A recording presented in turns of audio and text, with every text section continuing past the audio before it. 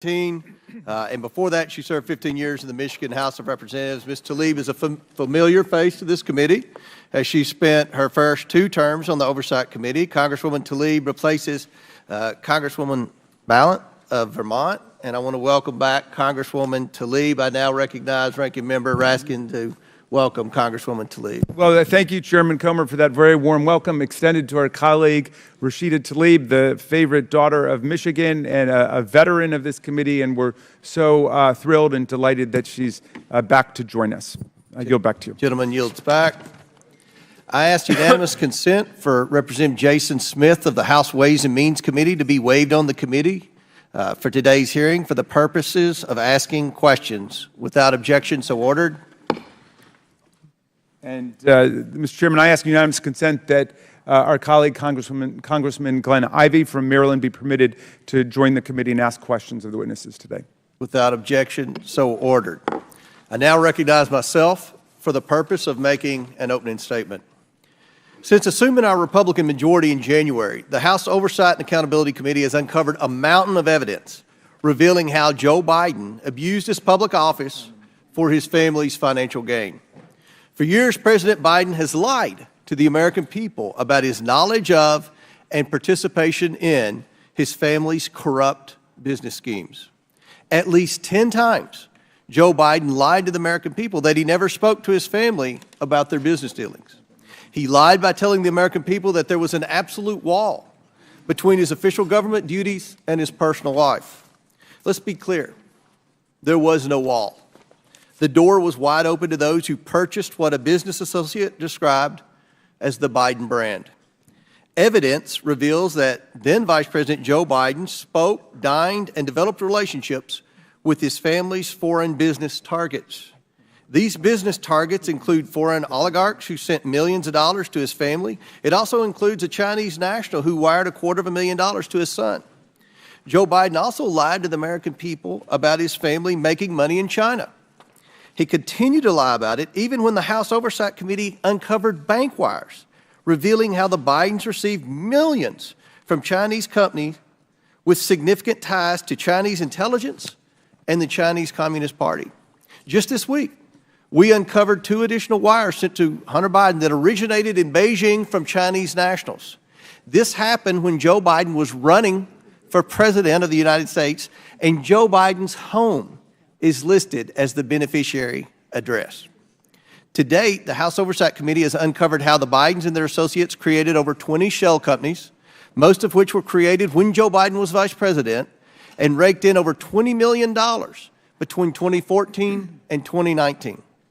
We've also identified 9 Biden family members who have participated in or benefited from these shady business schemes.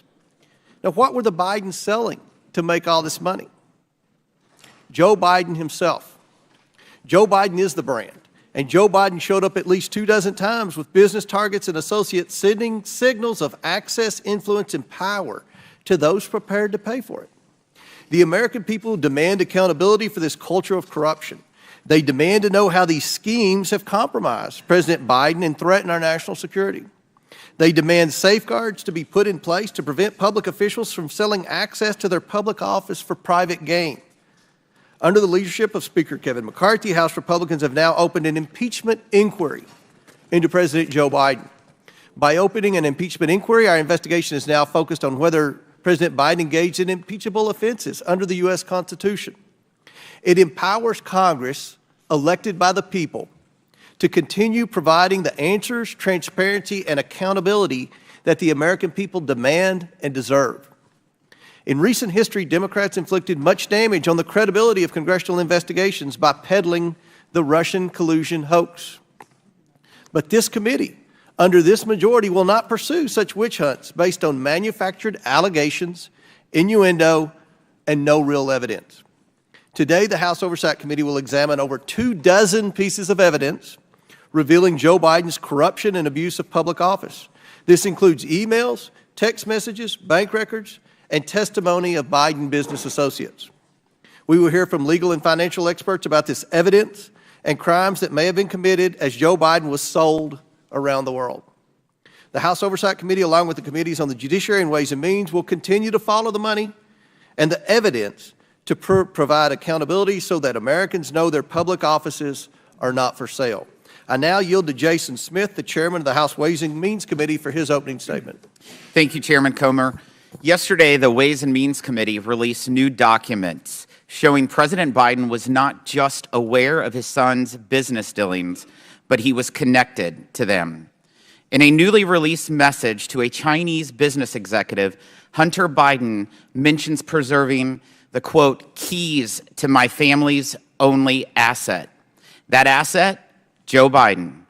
New evidence released in response to questions raised by members of the committee on both sides when Gary Shapley and Joseph Ziegler, the two IRS whistleblowers, testified in July paints a disturbing picture of a revolving door between Joe Biden's office and Hunter Biden's business partners.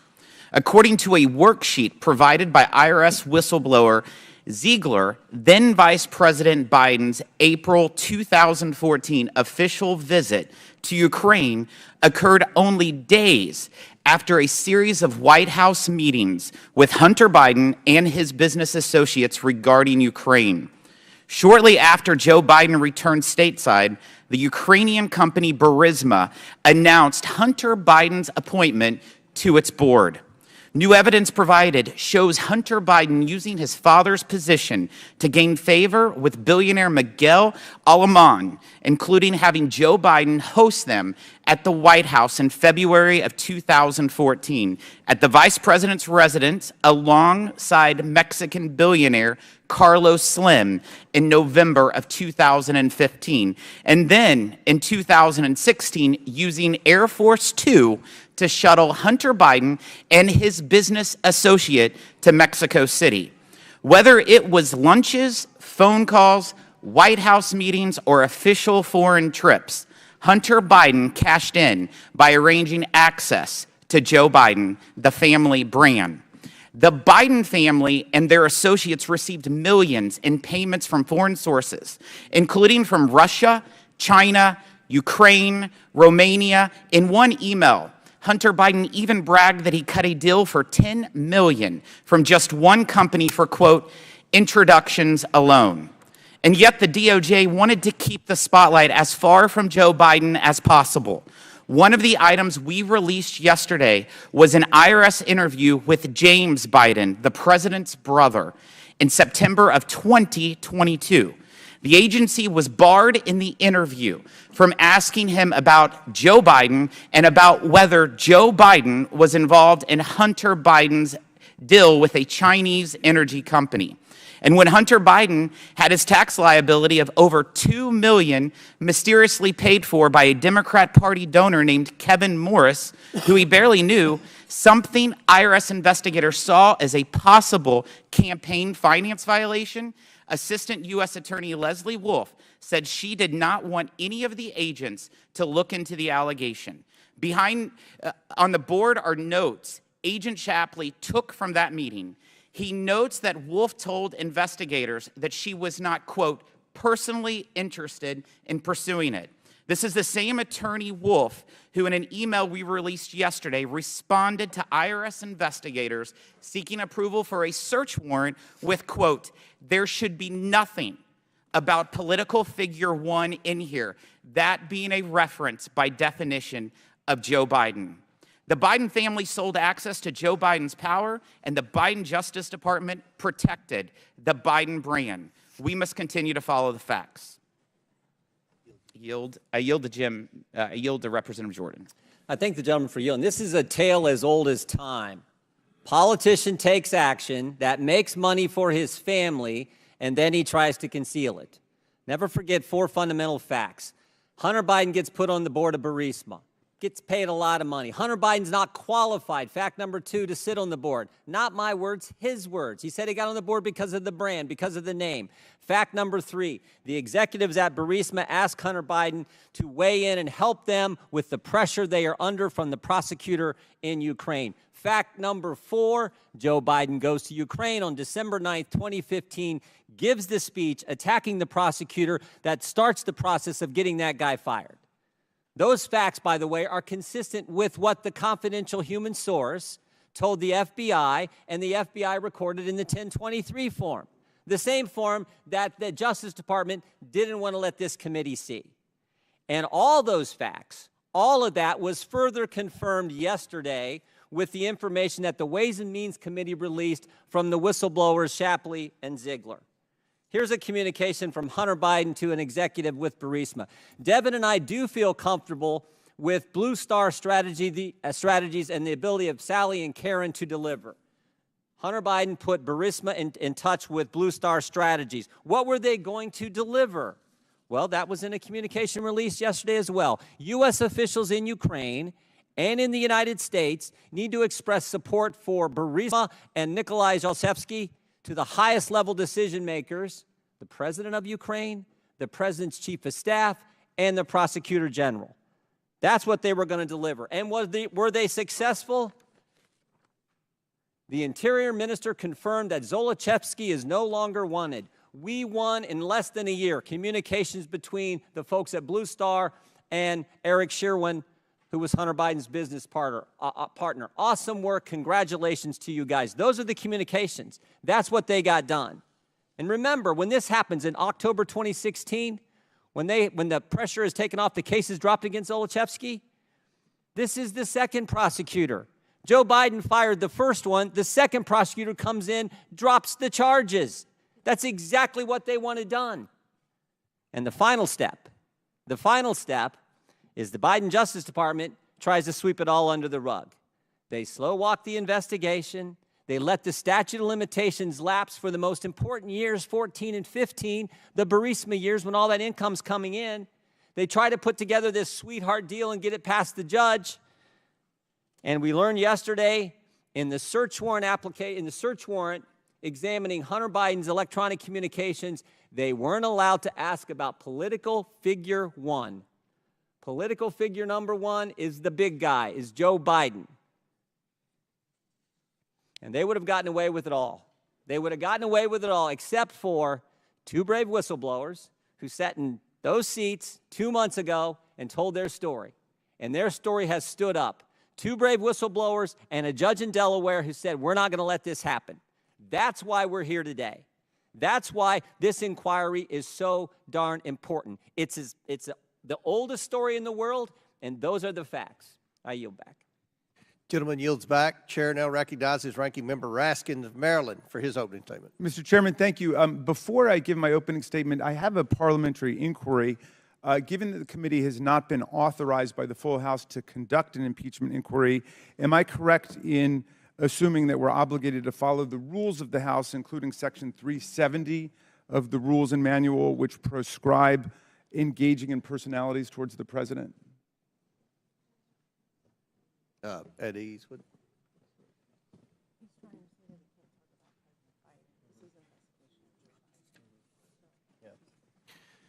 Well, considering this is an investigation of Joe Biden, I assume that his name's going to come up. Right, but the House has not authorized this as an impeachment inquiry, so we're just operating with the general rules. And I think saying that the President lied is considered engaging in a personality. In fact, Section 370 says accusations that the President has committed a crime or even that the President has done something illegal are unparliamentary. And we're operating with the general rules of the House because the House has not authorized. The Speaker of the House has authorized the impeachment inquiry. It has been authorized. Okay. All right. Point of parliamentary inquiry. The ranking member, who wants to be recognized? Ms. Ocasio-Cortez. I believe changing of the rules must require a vote from the full House of Representatives. The rules of the committee. The chair overrules a point of order. While articles of impeachment are not directly before this committee, we are looking into the potential wrongdoing of the President. Given the unique nature and subject matter of today's hearing topic, these words will not be ruled out of order. So, okay. Ranking Member Ashton, please proceed. Thank you for clarifying, Mr. Chairman. We obviously have an honest disagreement about that. All right, so let's get it straight. We're 62 hours away from shutting down the government of the United States of America, and Republicans are launching an impeachment drive based on a long debunked and discredited lie. No foreign enemy has ever been able to shut down the government of the United States, but now MAGA Republicans are about to do just that. but they don't want to cut off public services to the people and deny paychecks to more than 1 million service members without first launching an impeachment drive, even when they don't have a shred of evidence against President Biden for an impeachable offense. And you think I'm being harsh? Here's what some Republicans have had to say over the last week about the actions of the Republicans as they watch up close, quote, the dysfunction caucus at work, in the words of our GOP colleague from Nebraska, Don Bacon. Clown show, foolishness, terribly misguided, stupidity, failure to lead, lunatics, disgraceful, new low, pathetic, enabling Chairman Xi, people that have serious issues. Those folks don't have a plan, show just how broken they are, and individuals that just want to burn the whole place down. Now, if I said any of these things, they'd probably take my words down, but these are Republicans talking about Republicans. So let's be clear. This isn't partisan warfare America's seeing today. It is chaotic infighting between Republicans and Republicans. It's MAGA versus extreme MAGA, as if anybody in the real world could tell the difference between the two. What a staggering failure of leadership. Speaker McCarthy's invertebrate appeasement of the most fanatical elements of his conference now threatens the well-being of every American. Now, some people think the members of the GOP caucus aren't interested in anything logical. They just want to see the world burn, as Alfred Pennyworth put it in The Dark Knight. But I see a method in the madness. A week ago, Donald Trump posted a comment saying that a government shutdown, quote, is the last chance to defund these political prosecutions against me and other patriots. You get it? To delay justice, Donald Trump would cut off paychecks to a couple million service members and federal workers and furlough more than 1 million workers and pay them later for having not worked. They would halt food assistance to millions of moms and kids and keep NIH in my district from enrolling any more patients in life and death clinical research trials. Trump's convinced that if we shut the government down, his 4 criminal prosecutions on 91 different felony and misdemeanor charges will be defunded and delayed long enough to keep him from having to go before a jury of his peers before the 2024 election. And like flying monkeys on a mission for the Wicked Witch of the West, Trump's followers in the House now carry his messages out to the world: shut down the government, shut down the prosecutions. But the cult master has another command for his followers, which brings us here today. On August 27th, he posted this edict: either impeach the bum or fade into oblivion. They did it to us.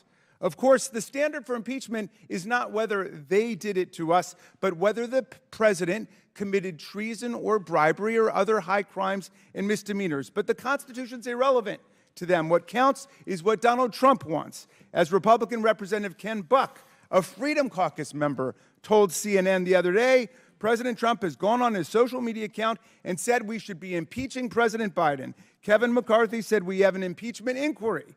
You draw the conclusion, directly or indirectly, this impeachment inquiry was a result of President Trump's pressure. So we move from a Trump-ordered government shutdown to a Trump-ordered impeachment process, and yet back in the reality-based world, the majority sits completely empty-handed with no evidence of any presidential wrongdoing, no smoking gun, no smoke. In fact, we have had to slide awkwardly into a House impeachment process without the benefit of the floor vote that Speaker McCarthy insisted was absolutely imperative and necessary when Donald Trump was impeached. In fact, they went to the Department of Justice and they got an OLC opinion saying, quote, no committee may undertake the momentous move from legislative oversight to impeachment without the delegation by the full House of such authority. OLC opinion, January 19th, 2020. And that's why the House voted in the case of Donald Trump, but that's exactly what has not happened here because they don't have the votes, because dozens of Republicans recognize what a futile and absurd process this is.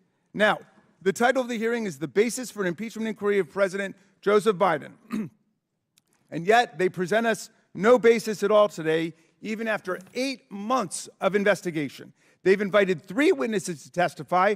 Not one of them is an eyewitness to a presidential crime of any kind. Not one of them is a direct fact witness about any of the events related to Ukraine and Burisma. Not one of them has participated in the 8 months of investigation in which our distinguished chairman has publicly boasted that he received 100% of everything he asked for. And I quote, "Every subpoena that I've signed as chairman of the House Oversight Committee over the last 5 months, we've gotten 100% of what we've requested, whether it's with the FBI, with the banks, or with Treasury." That means we are the real witnesses here. In fact, the committee has received 12,000 pages of bank records. Here they are, right in front of us, printed double-sided, and not a single page shows a dime going to President Joe Biden. We've received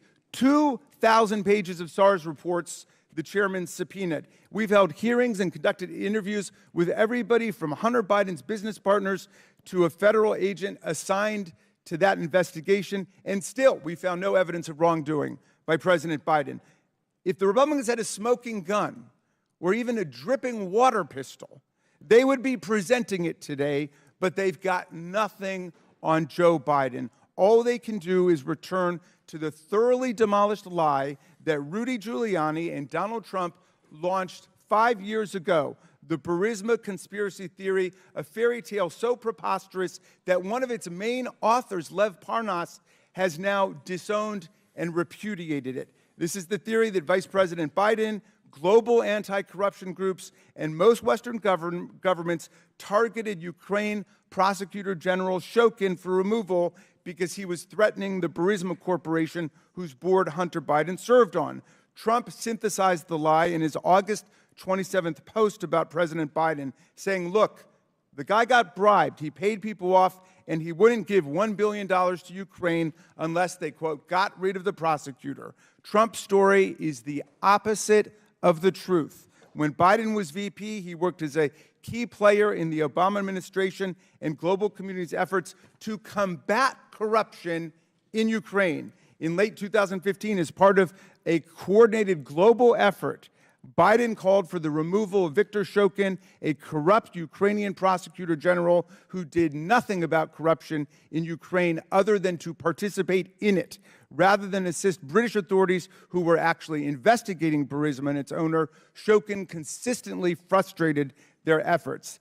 The leadership provided by Biden was part of a broad bipartisan campaign to oppose corruption in Ukraine. In early 2016, Republican senators Ron Johnson, Rob Portman, and Mark Kirk wrote to the Ukrainian president assailing corruption in his country and urging him, quote, to press ahead with urgent reforms to the prosecutor general's office. Yet years later, in 2018, as President Trump saw Biden as a strong rival in the 2020 election, he worked with Giuliani to twist all the facts around and to suddenly accuse Biden of corruption in calling for the dismissal of a corrupt prosecutor.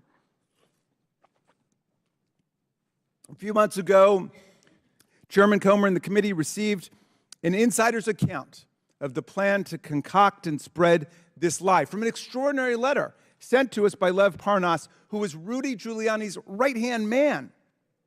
Giuliani and Parnas searched high and low to find anyone who would endorse their contortions about Biden. Their failing crusade culminated in the infamous phone call that then President Trump made to Ukrainian President Zelensky, in which Trump threatened to withhold hundreds of millions of dollars in economic, strategic, and military security assistance to Ukraine unless Zelensky embraced their ridiculous fabrication and falsely advertised to the world that Ukraine was investigating Joe Biden. This shakedown became the basis for the first House impeachment of President Trump. Giuliani's big lie has been thoroughly debunked by multiple sources. As Congressman Buck, a former chief of the criminal division of the U.S. Attorney's Office in Colorado and a member of the House Freedom Caucus said, and I quote, "There is in fact no evidence that Shokin was engaged in an investigation of Burisma or that Joe Biden's role in his firing was in any way connected to Burisma." He continued, "What's missing, despite years of investigation, is the smoking gun that connects Joe Biden to his never-do-well son's corruption.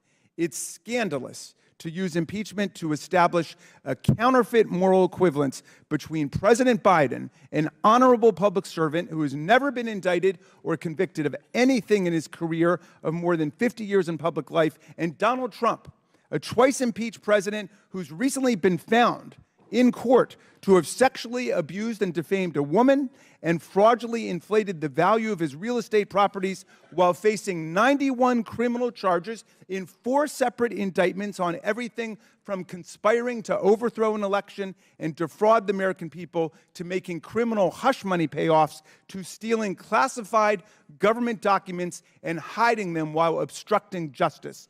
Impeachment is the people's final weapon of constitutional self-defense against a president who behaves like a king and violates the public trust by committing treason, bribery, or other high crimes and misdemeanors equivalent to them. It is reserved for extraordinary public offenses like inciting a violent insurrection against the American government and trying to overthrow our presidential election.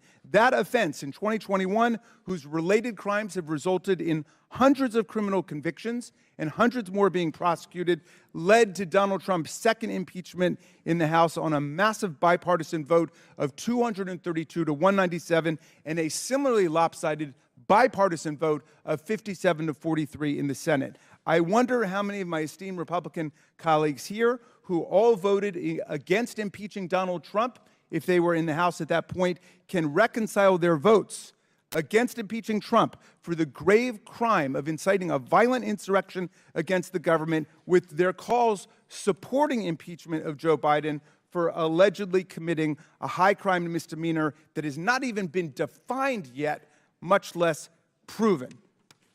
Mr. Chairman, if this dysfunction caucus is going to insist on going forward, we must receive the testimony of Rudy Giuliani and Lev Parnas, the insiders who know the origins of the lie upon which this sham impeachment is based and who work to spread it.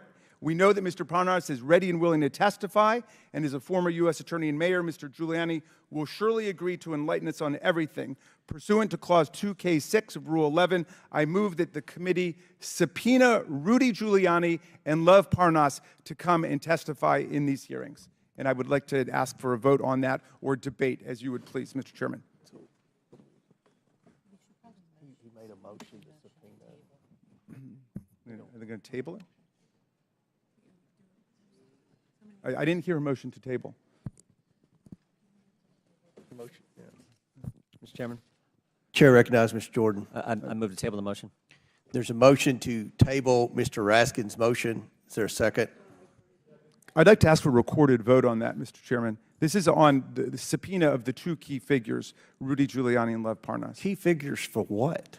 But in your theory about why President Biden should be impeached, I think This they're is going to peddling be an discredited informative lies. hearing for you, Motion. Mr. Raskins, because we were going to present evidence. What evidence? There's no evidence Well, witnesses. There are no fact just witnesses. sit back and let the American people see the hearing and let the American people decide. All right.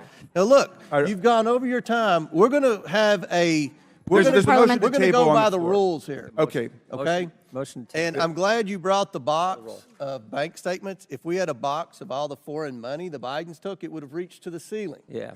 So let's just A have point this of parliamentary hearing. inquiry. No, listen. Everybody's going to get 5 minutes. I'm going to present the witnesses.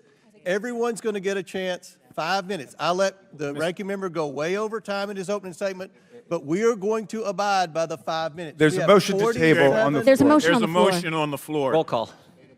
Clerk will There's a non-debatable motion on the floor. call the roll. the motion to table. Right. Will the clerk, we don't even have a clerk. Okay. Will the clerk get prepared for the roll call? Mr. Raskins made a motion, and then Mr. Jordan made a motion to table, and it was seconded. So the vote will now be on the motion to table Mr. Raskins' motion to subpoena Rudy Giuliani And Lev Parnas. and Les Parnas. All right. Will the clerk take the roll?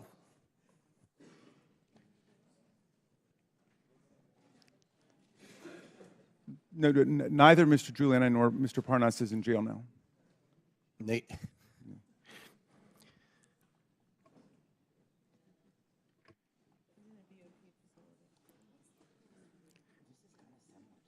This is the motion to table Mr. Raskin's motion. Mr. Jordan? Yes. Mr. Jordan votes aye. Mr. Turner? Mr. Gosar? Ms. Fox? Mr. Grothman? Mr. Palmer? Mr. Higgins? Mr. Sessions? Mr. Sessions votes aye.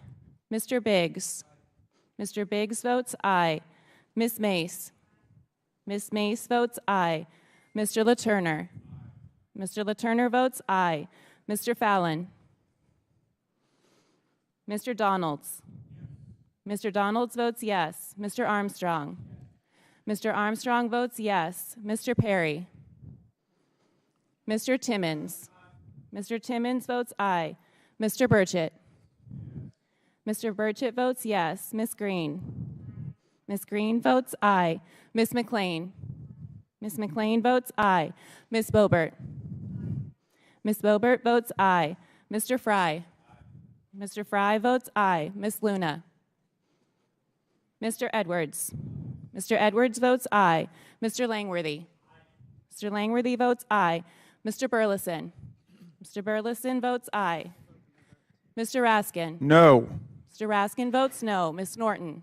No. Ms. Norton votes no. Mr. Lynch? No. Mr. Lynch votes no. Mr. Connolly? Nay. Mr. Connolly votes nay. Mr. Krishnamurthy? Nay.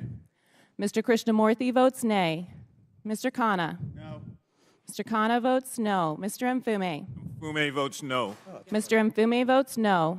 Ms. Ocasio-Cortez? Nay. Ms. Ocasio-Cortez votes nay. Ms. Porter? Ms. Bush? Mr. Gomez? Mr. Gomez votes no. Ms. Brown? Ms. Brown votes no. Ms. Stansbury? No. Ms. Stansbury votes no. Mr. Garcia? No. Mr. Garcia votes no. Mr. Frost? No. Mr. Frost votes no. Ms. Lee? Ms. Lee votes no. Mr. Kassar? No. Mr. Kassar votes no. Ms. Crockett? No. Ms. Crockett votes no. Mr. Goldman? Nay. Mr. Goldman votes nay. Mr. Moskowitz? Mr. Moskowitz votes no. Ms. Tlaib? Ms. Tlaib votes no. Mr. Chairman? Mr. Chairman votes yes. Mr. Gosar is not recorded. Mr. Gosar votes yes. How has Mr. Fallon been recorded? Mr. Fallon is not recorded. Mr. Fallon votes yes. Okay. Hold for one, let's see.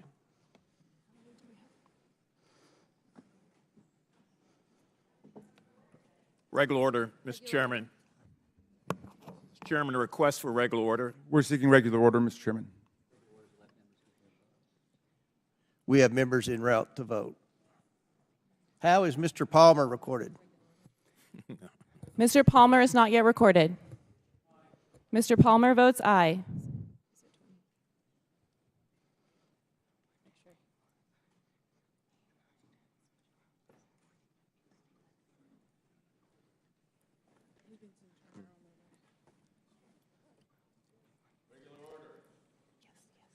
Motion to close the vote.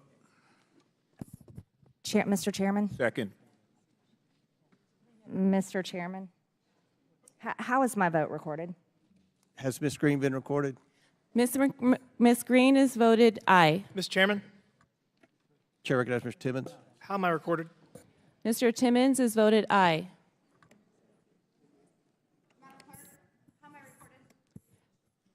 Ms. Boebert has voted aye.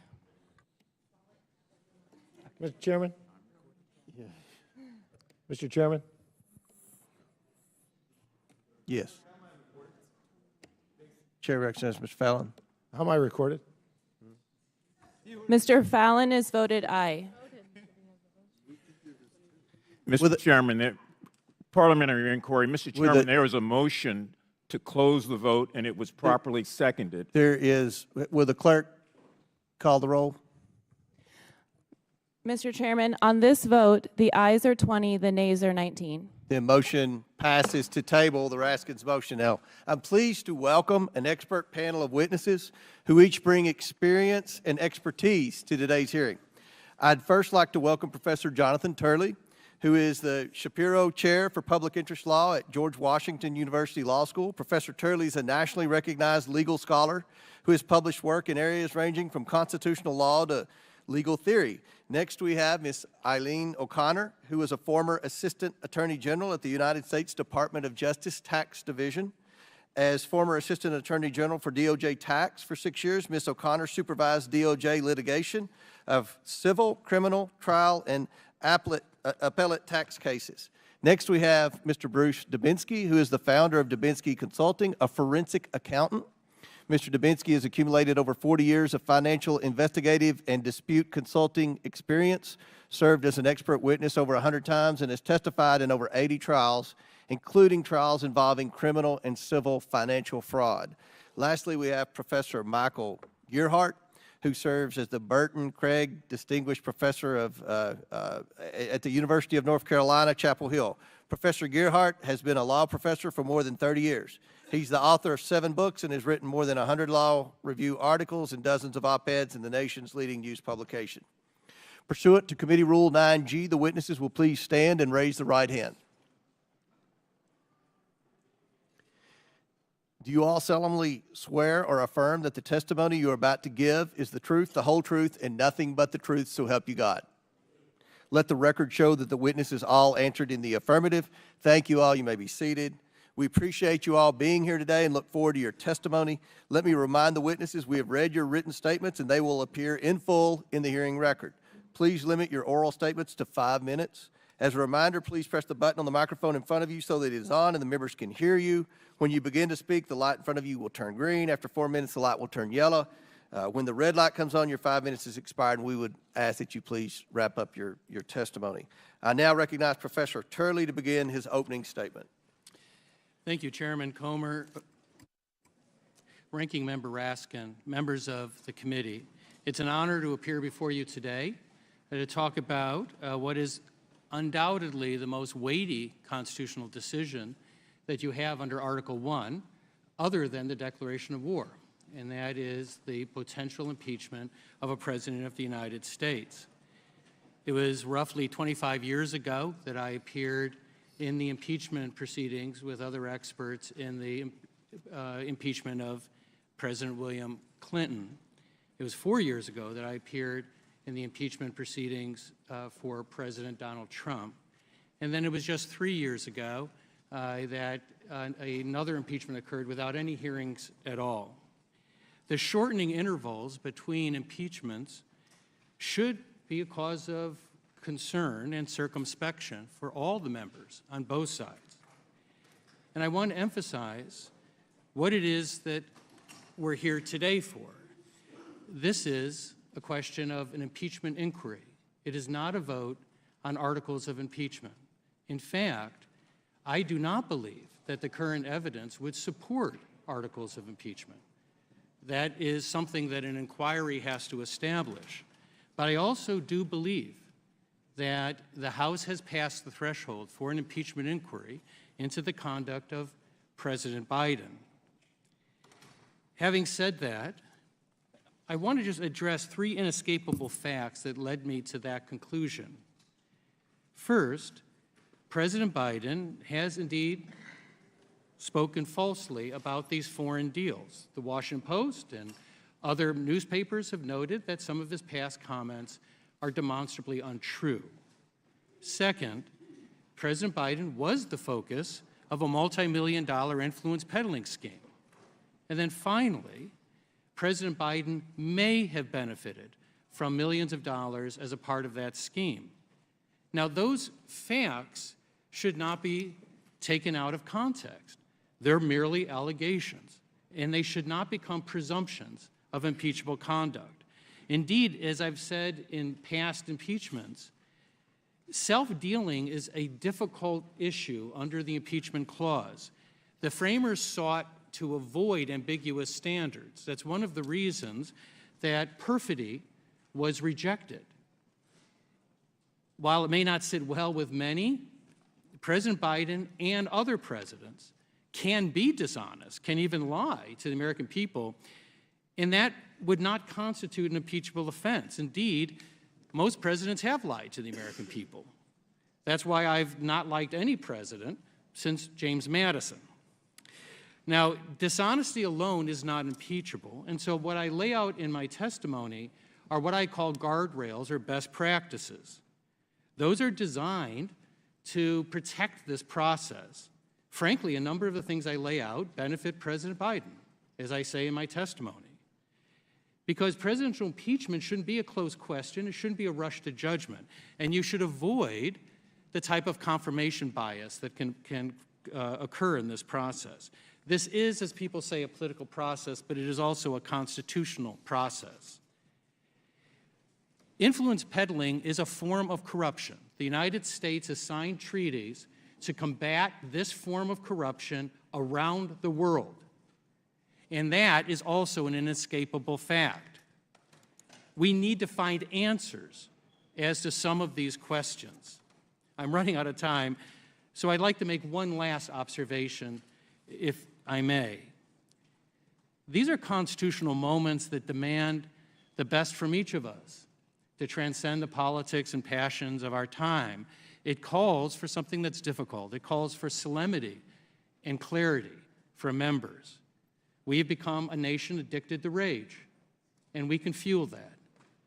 This body is a powerful teacher, as Brandeis said, and you can teach that, or you can teach a respect for this process. It begins here and now. We can disagree with each other without hating each other. These are important issues, and I think they're close issues. And I think some of these issues really do gravitate in favor of the president. So I would simply say that this is a moment where members and citizens can stand together without prejudging the evidence. And I thank you for the honor of appearing before you today. Thank you, Professor Turley. Ms. O'Connor.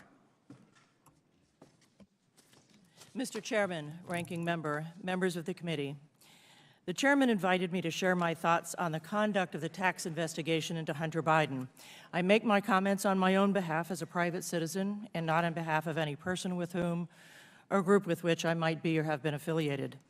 When I learned that experienced IRS special agents had felt compelled to report to Congress about the obstruction of their criminal tax investigation, I felt compelled, too, to share my understanding of how things are supposed to work with people who have no reason to appreciate how disturbing the whistleblower's allegations are.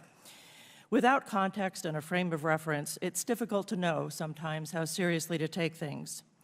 In an October 2022 meeting of the Hunter Biden prosecution team, U.S. Attorney Weiss admitted it was not his decision whether to bring charges the investigation had proven should be brought.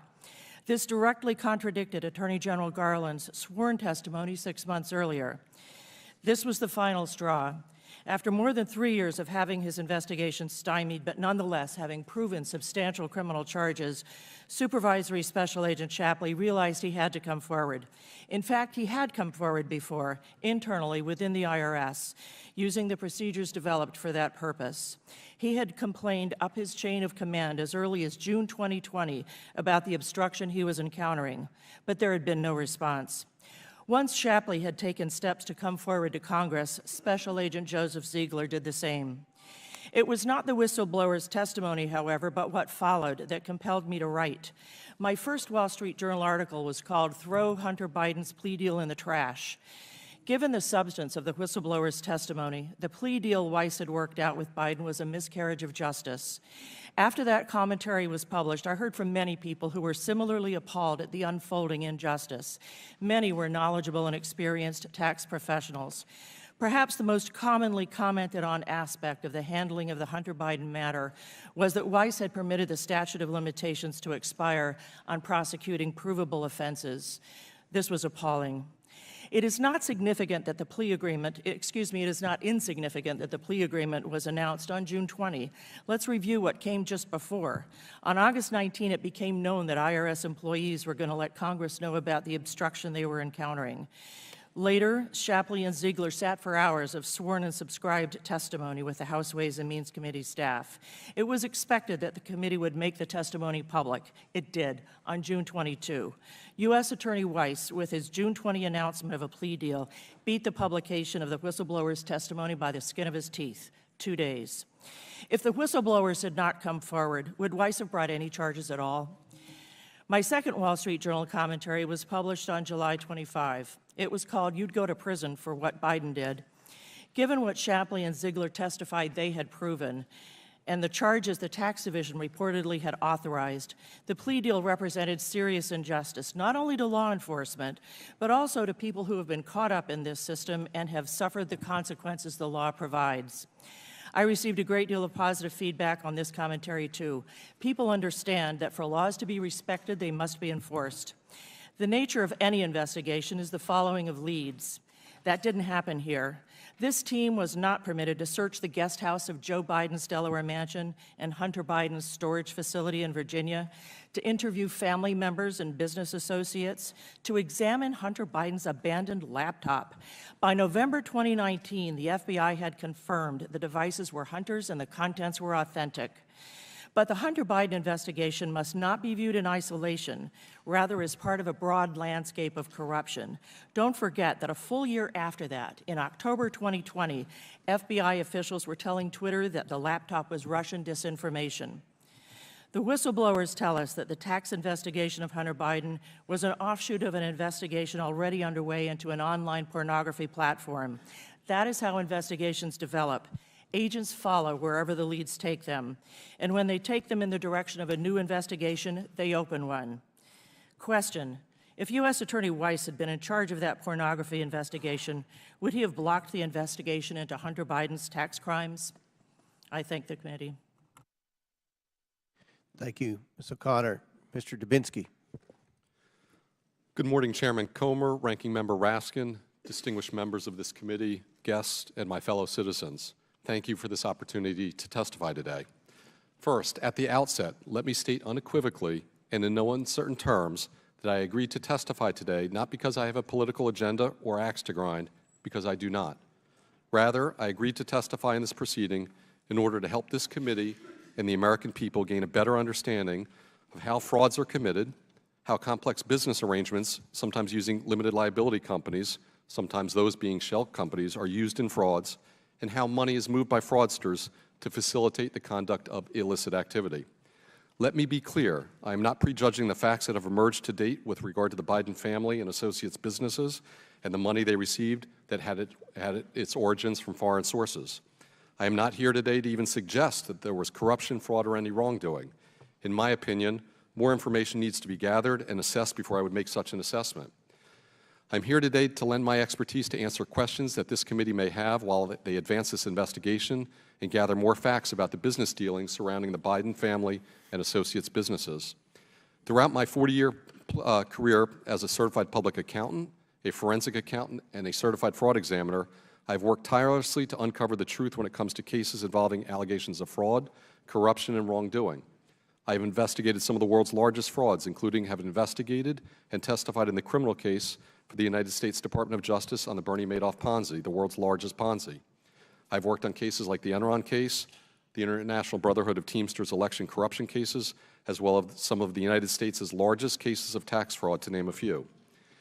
As the age-old proverb goes, where there's smoke, there's fire. As a fraud investigator, when I see smoke, I immediately look for the fire. The critical question facing the American people today is whether behind the smokescreen clouding the Biden family and associates businesses, was there or is there a fire? And if there was or is a fire, how big is that fire? Why were members of the Biden family and close business associates receiving millions of dollars of payments from foreign entities and individuals? What services, if any, were being provided? What was the substance of the alleged services being provided? Was the money being paid for a fair amount commensurate with those services? Were political favors being traded and disguised as services? These are the questions that, as a forensic accountant, I routinely am asked to answer when I'm hired to investigate allegations of corruption and fraud. There's a great deal of evidence that has been collected to date by this committee and others trying to answer these very questions. However, much more information is still needed in order to be able to answer these questions and make a final determination as to whether or not the Biden family and its associates' businesses were involved in any improper or illicit activities, and importantly, whether those activities, if any, were connected to President Joe Biden or then Vice President Biden. In my experience, fraudsters purposely create a labyrinth of limited liability companies to create an opaque network of entities that are then used to hide improper conduct. In many instances, these complex business arrangements are typically centered around illicit activities and involve moving money around the globe in a manner designed to avoid the detection of the underlying illegal activity, as well as the movement of the money tied to that illegal activity. Gone are the days, for the most part, when suitcases full of currency or gold bars are exchanged as payment in the conduct of illegal activities. Today, more sophisticated methods are employed to obfuscate the true nature of such illegal activities and to hide the movement of money. The importance of following the trail of money is a critical component of any fraud investigation. The term shell company has its origins in the world of business and finance. The term shell, as you would note, implies that the company is like an empty shell, lacking substance or real activity. Shell companies typically have no employees, no offices, no real operating businesses. They use P.O. boxes for mailing addresses. While I will note shell companies can be used for legitimate business activities, more often than not, they're associated with fraudulent activities like tax evasion, money laundering, hiding of assets, and other illicit practices. It takes a heavy lift to pull the covers back on these shell companies to determine who the true beneficial owners are, where the money went, and to expose the true sham nature of their existence. However, through the use of legal subpoenas and proper investigative methods and a great deal of persistence, fraud investigations can and do expose the identity of the wizards behind these curtains and the extent of their illicit activities. In closing, let me underscore the importance of conducting a thorough, independent, and unbiased investigation of the matter before us today before you reach any conclusions. The American people deserve to know the truth. The rigor and discipline of a well-planned and executed investigation should not be subverted by political motivations or aspirations. To do so would critically undermine the integrity of any such investigation and any conclusions reached. Thank you again for this opportunity to be here today, and I look forward to answering your questions. Thank you very much, Professor Gerhardt. Thank you, Mr. Chairman. I want to thank the ranking member as well and distinguished members of this committee. I appreciate the honor and the privilege to be able to appear before you today to talk about the basis for an impeachment inquiry of President Biden. I think a good place to begin is with the Federalist Papers. And in the Federalist Papers, Alexander Hamilton warned of the dangers of trivializing impeachment through petty partisanship. He foresaw that impeachment may, and now I quote, agitate the passions of the whole community and to divide it into parties more or less friendly or inimical to the accused. In many cases, it will connect itself with pre-existing factions and will enlist all their animosities, partialities, influence, and interest on one side or on the other. And in such cases, there will always be the greatest danger that the decision will be regulated more by the relative strength of the parties than by demonstrations of innocence or guilt. I think Alexander Hamilton knew what he was talking about, and I think what he said may well describe the current set of proceedings. One thing I might add to all of that is that the framers designed an impeachment process to follow or comply with several safeguards. And it's important that we keep these safeguards in mind as these proceedings go on. The first is the necessity for credible evidence of the commission of treason, bribery, and other high crimes and misdemeanors. There is not, at least not that I've yet heard, such credible evidence. Let me give you an example of what I fear is similar to the current proceedings. Hunter Biden is arrested for speeding in a car owned by his father, and the police go after the father. I don't think that's how the law should work. I don't think that's how impeachment should work. I respect members of this committee enormously. Believe me, I'm just a law professor and citizen, and I come here with great awe when I speak to an important body like this. But I listened to Congressman Jordan, whom I respect a great deal, when he said there are 4 facts.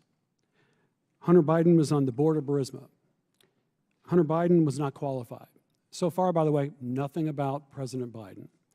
Third, there were executives who asked Hunter Biden for help. Again, not yet any proof about any kind of complicity of President Biden. And lastly, Joe Biden gave a speech.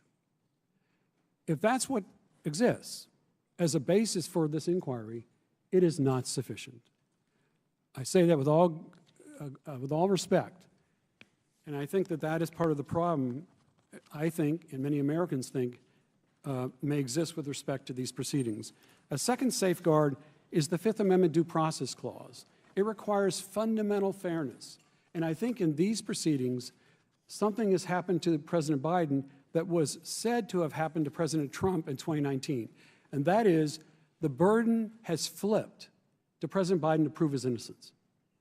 Any further investigation is being done to ensure that Mr. Biden has to prove his innocence rather than the committee being able to connect the dots in a convincing and persuasive way. It's not me you have to persuade. It's the American people whose trust you deserve and whose trust you have to maintain. A third principle is judicial review. And here I would just remind the committee about the Supreme Court's decision in Trump versus Mazars. The court said about this committee that, in fact, it has to conduct an investigation for a legitimate purpose. A fishing expedition is not a legitimate purpose. Moreover, the court in Trump versus Mazars said that it is not a legitimate purpose for the House or House committee to be conducting the function of law enforcement. And I heard many references here to criminal misbehavior, to whether or not somebody should be thrown in jail, criticisms of a prosecutor, Mr. Weiss. That sounds to me like an attempt to really substitute for the proper legitimate proceedings of the House. Two other safeguards real quickly. One is that these proceedings should be based on principle, not partisanship. And I fear that what we're hearing today, which can be traced all the way back to 2019, and accusations made against Mr. Biden as far back as then, are really driven by partisan animus more than they are by principle. And a final safeguard is for the House, the full House, to authorize an impeachment inquiry. That does not come from me. That comes from Speaker McCarthy. He said there should be the full House's approval. It also comes from Mr. Trump's Justice Department, who said there must be a committee must be authorized by the full House. That has not happened here. My concern is with the Constitution. That's what my devotion is to. And I hope all of us understand that there's nothing more serious than honoring our Constitution and following the design the framers gave us. Thank you. Gentleman's time has expired. I do want to state the fact, in 2019, the D.C. District Court judge ruled a vote of the full House was not required to commence an impeachment inquiry. Now we're going to begin the question and answer phase. We have 47 members here today that are going to ask questions, so we're going to abide by the 5 minutes. I will begin, followed by Ranking Member Raskins. This week, the Oversight Committee issued another bank subpoena targeting specific wires originating from Beijing. Most of our bank subpoenas have been for Biden family associates' accounts, resulting in thousands of pages of bank records. We've identified these bank accounts based on suspicious activity reports filed with the Treasury Department after being flagged by the banks. The bank records obtained this week showed that on August 2nd, 2019, Jonathan Lee and Ms. Tang Ling in Beijing sent Hunter Biden $250,000, listing Joe Biden's home address in Wilmington, Delaware. The wire stated it was for a personal investment. A second wire showed that on July 26, 2019, Ms. Wang Xin sent $10,000, listing Joe Biden's home address in Wilmington, Delaware. The $10,000 wire said it was a loan to beneficiary. Now let's talk about the $250,000 personal investment. Sure looks like Jonathan Lee was making a substantial investment in the Bidens months after Joe Biden announced his run for the presidency in April 2019. Now, who is Jonathan Lee? During Devin Archer's interview with the Oversight Committee, he explained how Vice President Biden developed a relationship with Jonathan Lee. Vice President Biden had coffee with Jonathan Lee in Beijing. He talked with him on the phone and even wrote a college recommendation letter for Mr. Lee's children. Hunter Biden even met with Jonathan Lee after flying on Air Force Two to Beijing with Joe Biden. The Beijing Bidens cultivated a relationship with Jonathan Lee and other Chinese nationals for one reason and one reason only: to access their wealth. As we all know, the Bidens had nothing to sell except the brand, which was Joe Biden. Hunter Biden sold the brand well, making the Biden family millions from China and elsewhere. While Joe Biden was vice president, Hunter Biden became an investor in a Chinese investment fund with Jonathan Lee and owned a percentage of BHR Partners through one of his many LLCs. This was a political problem for his dad, the big guy, who was running for president. In October 2019, 2 months after the Beijing wires, Hunter Biden's lawyer claimed he served only as a member of the board of directors in an unpaid position. This was Hunter Biden's lawyer. He was in an unpaid position. Abby Lowell now claims the money is a documented loan from a private individual. Now, these wire statements are very concerning, and the Biden's defenders' justification for the money isn't consistent with what we know from the suspicious activity reports from Treasury. Mr. Dubinsky, I'm very skeptical of Abby Lowell's statement that the $250,000 payment from Jonathan Lee and another woman was a loan, because the wire states it was a personal investment. We've also reviewed documents at Treasury that don't support Mr. Lowell's theory. In your experience, are international loans of this amount supported by documentation such as loan terms, interest rates, and repayment schedule? Yes, Mr. Chairman. They typically would be. You would see that. You would see documents setting forth the interest rates, terms of repayments, Absolutely. all of those. Absolutely. So would it be important to review Hunter Biden's bank records and see if Hunter Biden paid back the money to Jonathan Lee, or if he sent the money to someone else, I don't know, using a cashier's check, for example? Well, as somebody mentioned earlier, it's very important to follow the money. Absolutely. And that's very important in this situation. Thank you. Professor Turley, we all know what this payment's really for. It's for influence peddling and selling the Biden brand. Now, to date, we have shown that the Biden family and their companies received more than $15 million without providing any known legitimate services between 2014 and 2019. If you include the business associates and their companies, they've received over $24 million. Based on evidence we've developed so far, what are some of the potential laws we should be analyzing during our impeachment inquiry?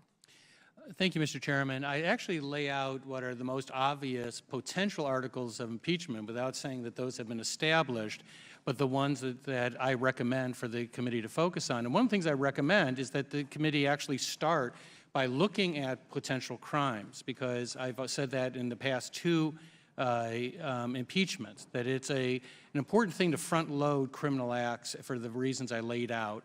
It gives a very high standard for impeachment, quite frankly, higher than it's binding. I said in the last two impeachments, you can't impeach for non-criminal conduct. So I suggest starting there. But as I talk about in my testimony, bribery, obstruction, conspiracy, abuse of power, those have all been raised in past impeachments. Abuse of power is the article that is very, very common. It tends to be a catch-all, and it is the one that I've always been a little bit uncomfortable with, which is why I suggest you end there rather than start there, because that's the article that brings in a lot of non-criminal conduct. And frankly, I think that you need to focus as much as you can on the evidence and whether you can establish these connections. Very good. Thank you. Chair now recognizes Mr. Raskins of Maryland for 5 minutes. Thank you, Mr. Chairman. Professor Gerhardt, has there ever been an impeachment process launched in the middle of a government shutdown? No. Well, why did the Office of Legal Counsel opine that there must be a vote of the full House before a committee launches into an impeachment investigation? Why did Speaker McCarthy insist on it and, in fact, say that there would be one in this case? I think the Office of Legal Counsel said that, at least in part, because an impeachment inquiry is deadly serious. It is, again, just about the most serious thing any House committee ever undertakes. And one safeguard against a committee acting on the basis of just, let's say, the party membership is to ensure that the full House is behind the impeachment inquiry.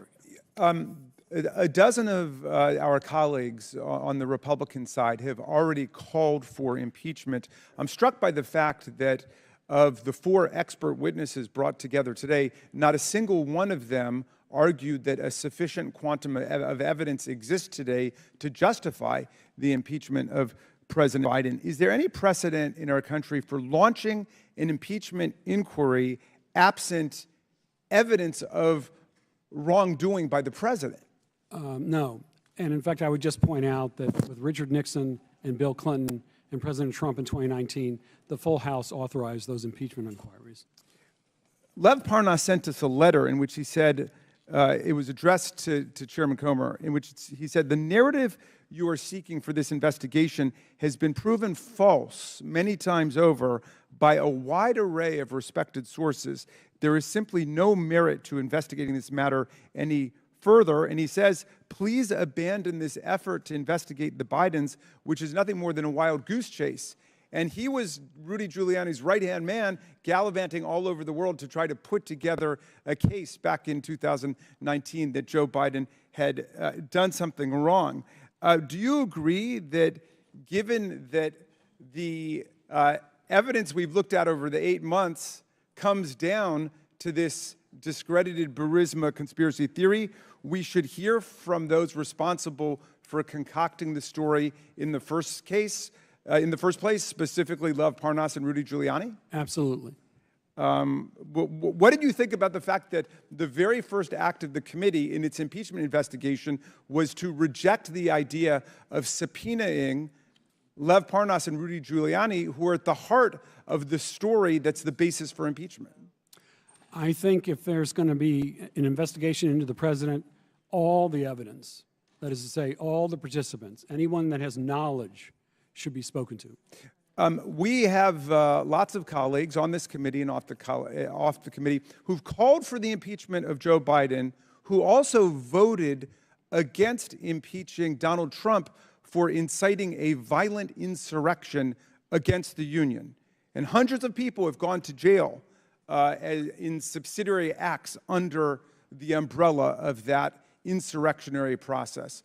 Now, can you come up with a theory that it would allow someone to say, I am going to vote to impeach Joe Biden for offenses unstated and evidence unknown, but I will oppose and vote against the impeachment of Donald Trump for inciting a violent insurrection against the Union, which is something that concurrent bipartisan majorities voted for in the House and the Senate? I cannot, and I might just add as a law professor that one of the things I suggest to my students in trying to assess the constitutionality of any governmental action is to take the names out, switch the names, or switch the political parties, and see if the outcome is the same. So if Joe Biden had incited a violent insurrection against the Union and said, you go and fight like hell, and if you don't, you won't have a country anymore, would you consider that in the ensuing mayhem and chaos Absolutely. To be an impeachable event? Absolutely. Or not? To your mind, in applying the law to the facts, have you seen any evidence that Joe Biden has done anything remotely comparable to what Donald Trump did, which earned him his impeachment in the bipartisan vote of the House? I have not, and I also just might add, with all due respect, I heard the phrase Biden family many, many times, but I don't know who the Biden family is.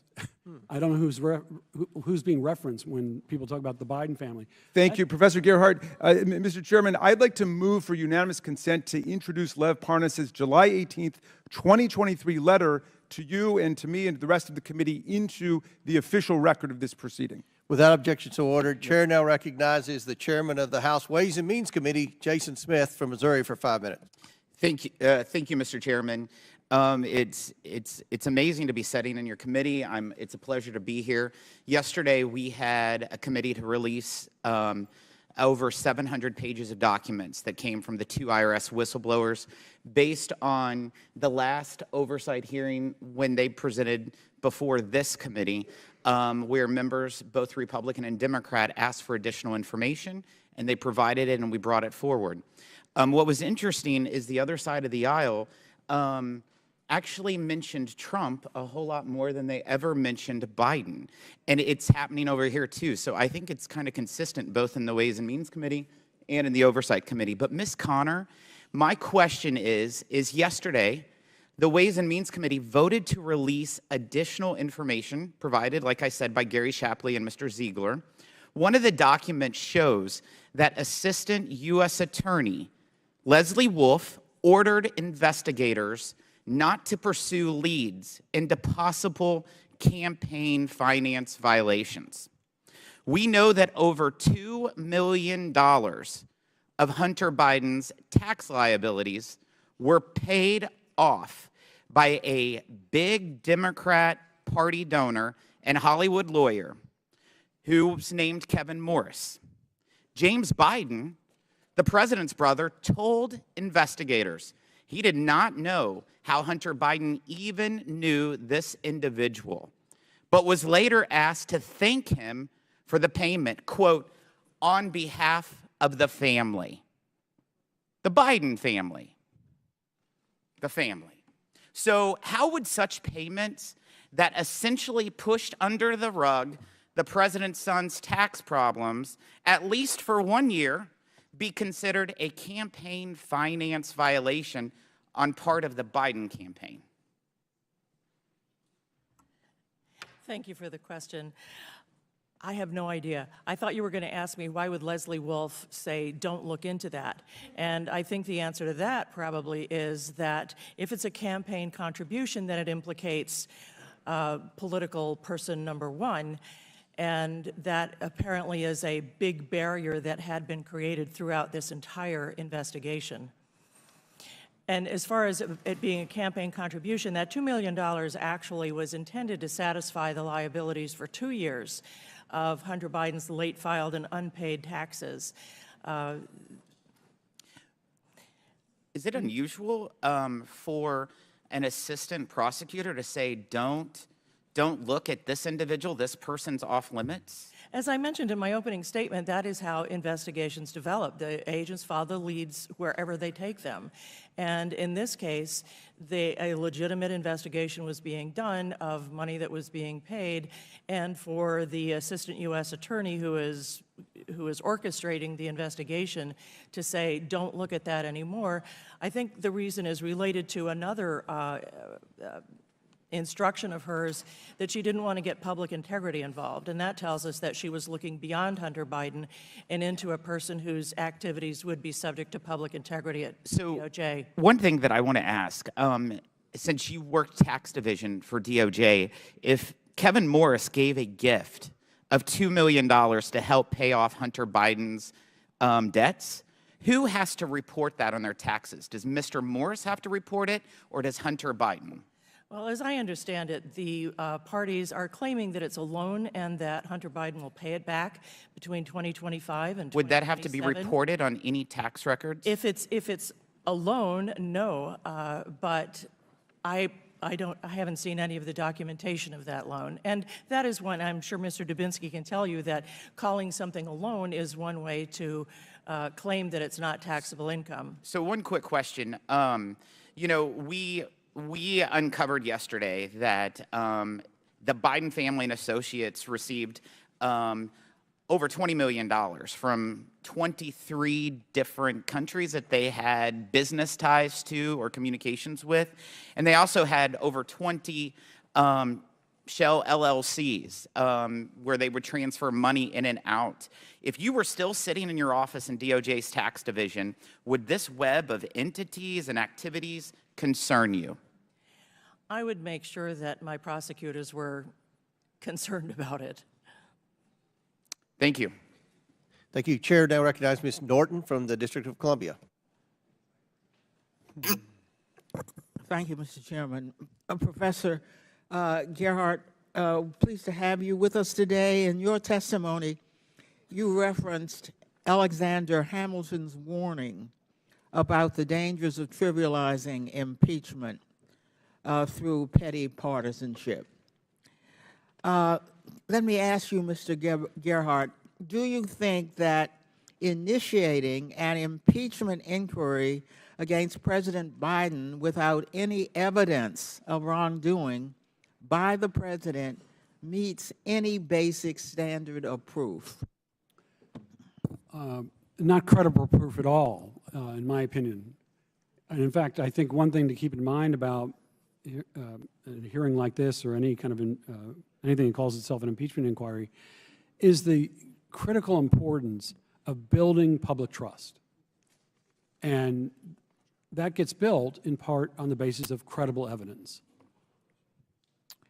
Well, Professor Gerhardt, what is the risk to our Constitution and even for the rule of law if impeachments are initiated without any evidence of wrongdoing by a president?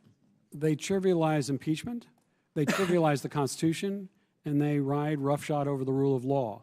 Nothing good comes from abusing a power, whether it's done by a president or by Congress.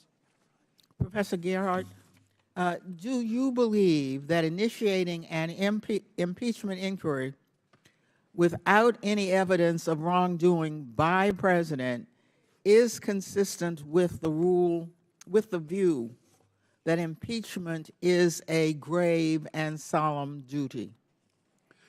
Impeachment is a grave and solemn duty, all the more reason why all evidence, for example, relating to Burisma, ought to be heard and considered. That would actually add credibility to what the committee is doing. I would be remiss if I did not add that it is incredible that we are holding this sham hearing 2 days before the government will shut down. Instead of this hearing, we could be discussing how to fund the government. Or we could discuss my bill to exempt from federal government shutdowns the federal and independent agencies that are exclusively or primarily federally funded but have jurisdiction over local D.C. civil and criminal justice matters. Or we could be discussing how we are going to provide back pay to federal contract workers if Republicans unfortunately do push us into a shutdown. Instead, we are holding this sham hearing. I yield the remainder of my time to Mr. Raskin. Well, thank you kindly, Ms. Norton, for that. Mr. Comer referred to a 2019 wire to Hunter Biden while President Biden was not in office. He was a private citizen, so of course was Hunter Biden. Hunter Biden has never held public office. Mr. Smith referenced a DOJ email from 2020 during the Trump administration. So, Professor Gerhardt, I mean, what do you make of the idea of impeaching a president while he's in office for something that his son did or may have received when the president wasn't in office? It's not consistent with the American legal system. Just imagine if the names are switched. Just imagine if this was Jared Kushner, or one of President Trump's sons. Mr. Smith talked about $20 million that he thought Hunter Biden had received and put in the names of different family members. I think the Washington Post has debunked that as recently as this weekend, saying it was like 8 or 9 million. But let's say it were 20 million. That's 1% of the $2 billion that was brought back by Jared Kushner from Saudi Arabia to a company that Jared Kushner created the day after the Trump administration ended. But assuming there were no other evidence, would it be fair to attribute that $2 billion that Jared Kushner pocketed with the $25 million management fee every year that Jared Kushner pocketed, would it be fair to attribute all of that to Donald Trump because it's his son-in-law? No, not without any evidence actually showing the president knew it. Yeah. So, or approved it. Because the principle of American law is that people are responsible for their own conduct and not the conduct of their adult children. Is that right? That's correct. Thank you, and to the gentlelady for yielding, and I yield back. Chair now recognizes the chairman of the House Judiciary Committee, Mr. Jordan from Ohio. Thank you. Professor Gerhardt, it wasn't just a speech. He leveraged $1 billion of American tax money, and he did so at a time when our government was supportive of the prosecutor. Here's what our government said. The Assistant Secretary of State, we have been impressed with the ambitious reform and anti-corruption agenda of your government, written to the Prosecutor General, who Joe Biden leverages our money to get fired. The United States fully supports your efforts to fight corruption, she further wrote. The Interagency Policy Committee said this on October 1st, 2015. The IPC recommends moving forward with a third loan guarantee to Ukraine in the near term. And even after Joe Biden gives the speech on December 9th, The European Commission said, their report said the anti-corruption benchmark is deemed to have been achieved for Ukraine. But the most telling evidence is what his business partner said. Devin Archer, when we deposed him under oath just 2 months ago, said this. Here's the question. The request was help from the United States government to deal with the pressure they were under from their prosecutor. You know what Mr. Archer's response was? That's correct. Next question. What did Hunter Biden do after he was given that request? He called his dad. That's what we're investigating. That's one of the 3 things Professor Turley talked about, the influence peddling scheme. I want to go to those 3 things, Professor Turley. False statements, influence peddling scheme, and Joe Biden might have benefited. Let's do the third one first. Is a benefit to your family, can a benefit to your family be a benefit to you? It is. There's been repeated statements that you need to show that President Biden accepted direct money in order for this to constitute a benefit, even under criminal cases that deal with bribery, extortion, the Hobbs Act. The courts actually have rejected that. They've said that money going to family members is in fact a benefit, and I don't really see any legal basis for that. Obviously, the strongest case is if you have a direct payment. But this idea that you can have millions going to a politician's family and that's not a benefit, I think is pretty fallacious. Yeah, how about the false claims thing? In your written testimony, you said to the extent that the president has used the White House, I think this is a little broader, to the extent the president used the White House staff to maintain false claims or resist disclosures, it can fit into the type of Nixonian abuse of power model. We know all kinds of false statements have been made by the White House. Joe Biden's made them. He said it was a lousy question when they asked him, have you ever been involved, talked to any one of your son's business partners? We know that was false. Ron Klain said, the president's confident his son didn't break the law. Press Secretary Jen Psaki said, never spoke to his son about his overseas business dealings. What do you think about all those false statements from the White House in this abuse of power issue? Well, the involvement of White House staff and executive branch staff has been really one of the tripwires that we saw in Nixon, to some extent even in Clinton. The degree to which you enlist support for a false narrative or to obstruct Congress can go into things like abuse of power. One of the things that I suggested is that if you look at past impeachment inquiries, and once again, this is an inquiry to find evidence, you're not voting on articles of impeachment, those allegations tend to develop last. And you look at what you have found. Yeah. How about the Attorney General? I'm concerned about statements he made. March 1st, 2023, in front of the Senate, he was asked a question about Mr. Weiss's investigation. He said this in response to Senator Grassley. Mr. Weiss has full authority to bring cases in other jurisdictions if he feels it's necessary. Last week, the Attorney General told us that Weiss had the authority because I promised him he would have the authority if he asked it. That seems to me to be something different. He said to the Senate, he's got full authority, no problem. Last week he told the House Judiciary Committee he had authority because I promised if he come talk to me, I would give him the authority that I already told the Senate he had. Do you see a concern there with false statements coming from the Biden Justice Department? Well, there is a concern. You don't have to prejudge the evidence to say that obviously this is part of the inquiry. And what I don't understand is the opposition to the inquiry itself. It seems to me the test is, would the alleged conduct, if proven, establish impeachable offenses? And is there a credible basis for those allegations? I think the answer is clearly yes, that there is a basis to look at the president's conduct without prejudging whether that qualifies at the beginning of that inquiry as an article of impeachment. And let's be clear, you don't need a full vote of the House to proceed in an impeachment inquiry phase of our constitutional duty to do oversight. In fact, the Democrats did it. 4 years ago, I was in an impeachment deposition run by Adam Schiff in the bunker in the basement of the Capitol, and I went to the floor. So I'm in an impeachment deposition, and I went to the floor to vote on opening an impeachment inquiry. They did the same darn thing because you have that authority as a Congress when the Speaker of the House makes that designation.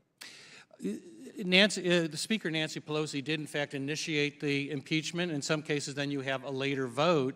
I've said in my testimony, I consider that the best practice to have a vote of the House. But the court that was referenced earlier looked at this and said that the Constitution does not require resolution. Actually said if you look at all the impeachments, often there wasn't a resolution. That doesn't mean it's not a good practice, but the Constitution itself does not require such a resolution. Thank you. Gentlemen, time's expired. Chair now recognizes Mr. Lynch from Massachusetts for 5 minutes. Thank you, Mr. Chairman. First of all, I do want to agree with the chairman that the witnesses we have here today do bring an awful lot of experience and expertise to the issue. But what they don't bring is facts, right? They don't bring evidence. None of you are able to really elucidate or illustrate actions by the president with respect to this inquiry. Ms. O'Connor, I do want to ask one clarification. You mentioned in your oral testimony that you had written a commentary entitled, "You'd Go to Prison for What Biden Did." That was, you'd go to prison for what Hunter Biden did. Isn't that? That's exactly right. I was cutting down words to stay within my 5 but minutes. you realize, yeah. That's an important word, though, that you left out, though, It right? is. I regretted it So immediately. the article, just for the record, and I like to enter into the record unanimous consent. Without objection, so ordered. The article, Ms. O'Connor, is you'd go to prison for what Hunter Biden did. I think that's an Exactly. important word. Yeah. It Okay. is. Thank yes. you. I did not delete it intentionally, only in Reclaiming my service time. of time. Reclaiming my time. So when I walked into this hearing room, my first question was, where's Rudy? Where's Rudy? Where's Rudy Giuliani? You know, this is supposed to be an inquiry on the facts against the president for potentially an impeachment, articles of impeachment. And the one person who was an agent of President Trump was sent to Ukraine to dig up some dirt, find some dirt on Joe Biden. Just like he said to the election officials in Georgia, find me 11,780 votes. Find me some dirt on Joe Biden. And we don't have him here. We're not allowed to ask him questions.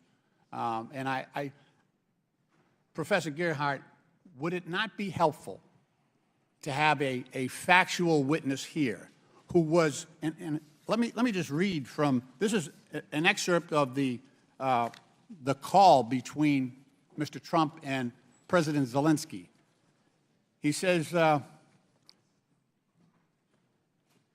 Rudy very much knows what's happening, and he is a very capable guy. If you could speak to him, that would be great.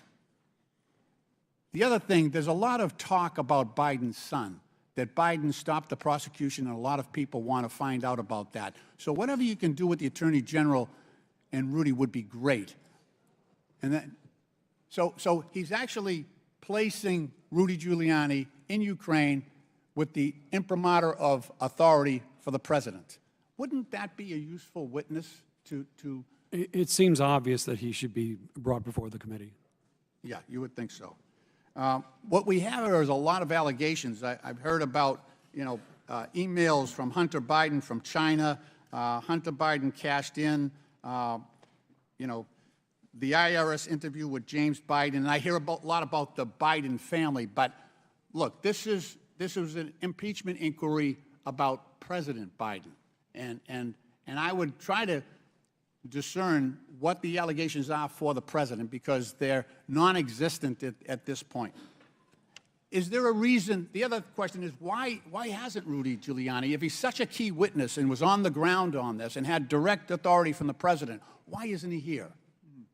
And I think, and Professor Gerhardt, maybe you could elucidate on this, Rudy Giuliani also lost 60 cases. He brought 60 cases across the United States with respect to the big lie, and he was a midwife for the big lie. He brought 60 cases and lost them all for lack of evidence. So that, I believe, hurts his credibility, does it not? It does. His credibility has been hurt in a number of different ways, yeah. Right. He also made allegations against Dominion voting machines. And now he's being sued by them because he falsely declared that those machines were unfairly helping President Biden. Isn't that right? That's right. Wouldn't that also lead to a drop in credibility on behalf of Mr. Giuliani's testimony. I mean, I agree with you, and I would just add that because Mr. Giuliani is a lawyer, he has to abide by and comply with the rules of professional conduct, and he's in trouble because he hasn't. All right. Gentleman's My time has expired. I yield back. Gentleman's time's expired. Chair now recognizes the chairman of the House Intelligence Committee, Mr. Turner from Ohio. Professor Turley, thank you so much for the materials that you provided to this committee. Your legal analysis is first off, incredible in its historic foundations, but also its legal descriptions of the aspects of how do you conduct an impeachment investigation, what are the standards for an impeachment investigation, and taking, as you relate in that memo, some of the public facts that you're aware of and comparing them to congressional authority and oversight responsibilities. I think it really does help the overall discussion, and I think it gives validity to the need for this committee to move forward on an investigation as you look to historically what's happened before. Now, you made some comments in your opening statement about your description that I think are important to focus on in trying to guide our investigation. You said that it's not criminal for a president or vice president to lie.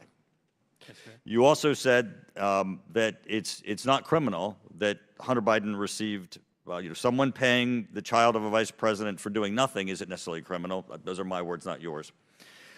But you did take that next leap that using your office, taking official actions to benefit individuals or third parties to induce them to financially benefit your family would be a crime. Would it not, Professor? It is. That's if you take a look at some of the treaties and sources that I cited, the United States has for years combated influence peddling as a prototypical form of public corruption, and much influence peddling follows that pattern.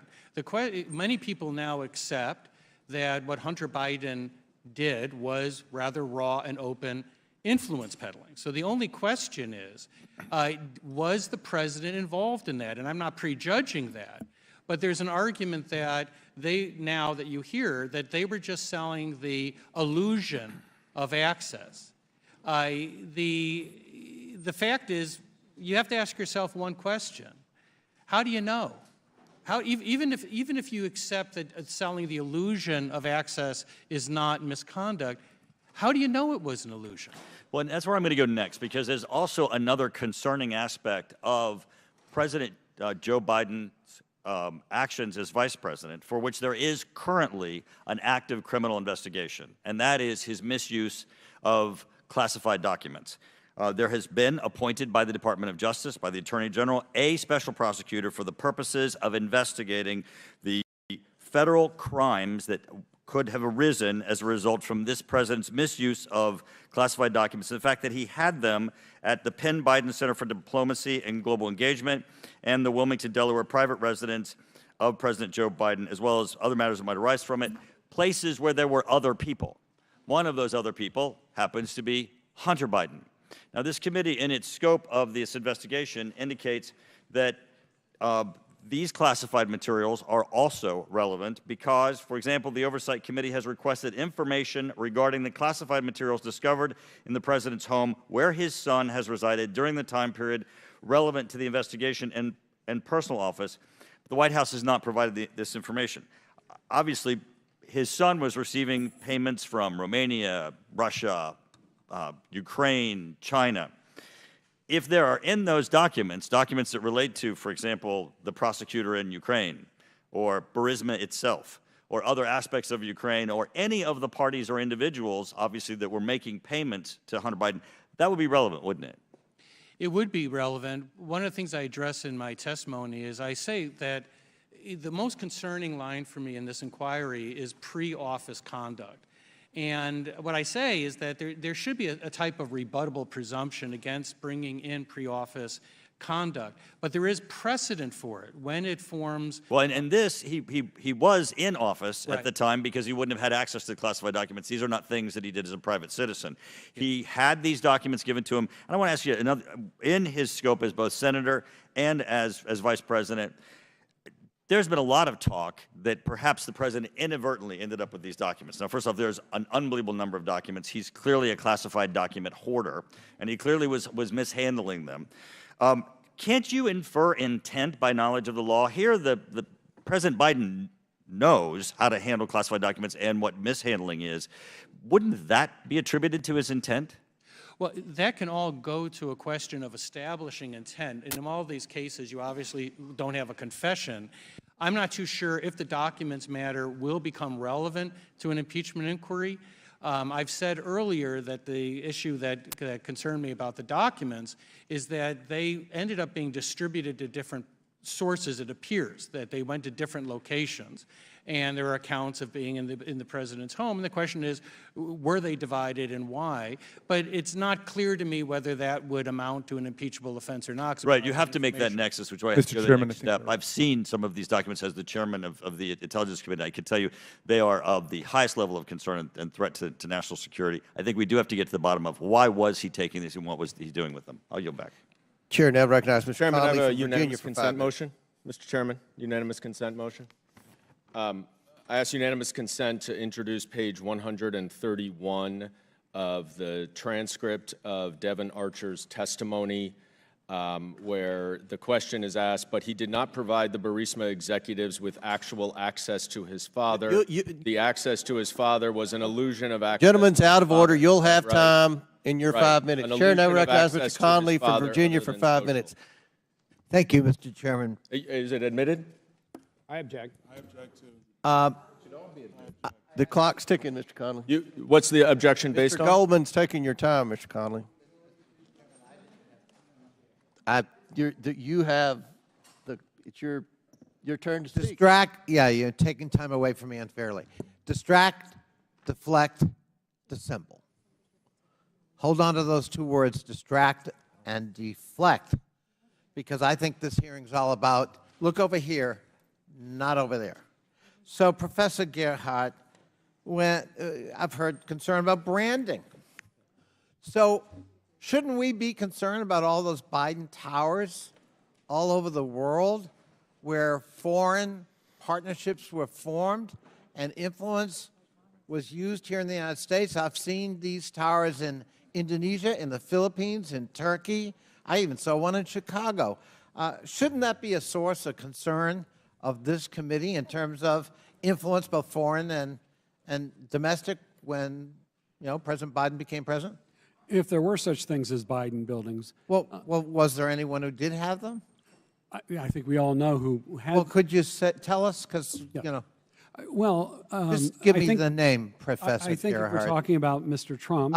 Thank you. Yeah. So, when President Biden appointed his son to manage U.S. foreign policy both in the Persian Gulf and the Middle East peace, by the way, his son who couldn't qualify for getting a security clearance, but President Biden apparently granted it to Hunter anyhow, and then after leaving the White House getting a $2 billion deal, because we're told by Mr. Dubinsky, follow the money, especially foreign money, shouldn't that be of concern to us that maybe a sweetheart deal occurred with the blessing of the president with foreign money, and shouldn't we look into Hunter Biden for that, given the fact that he handled Middle East peace in the White House?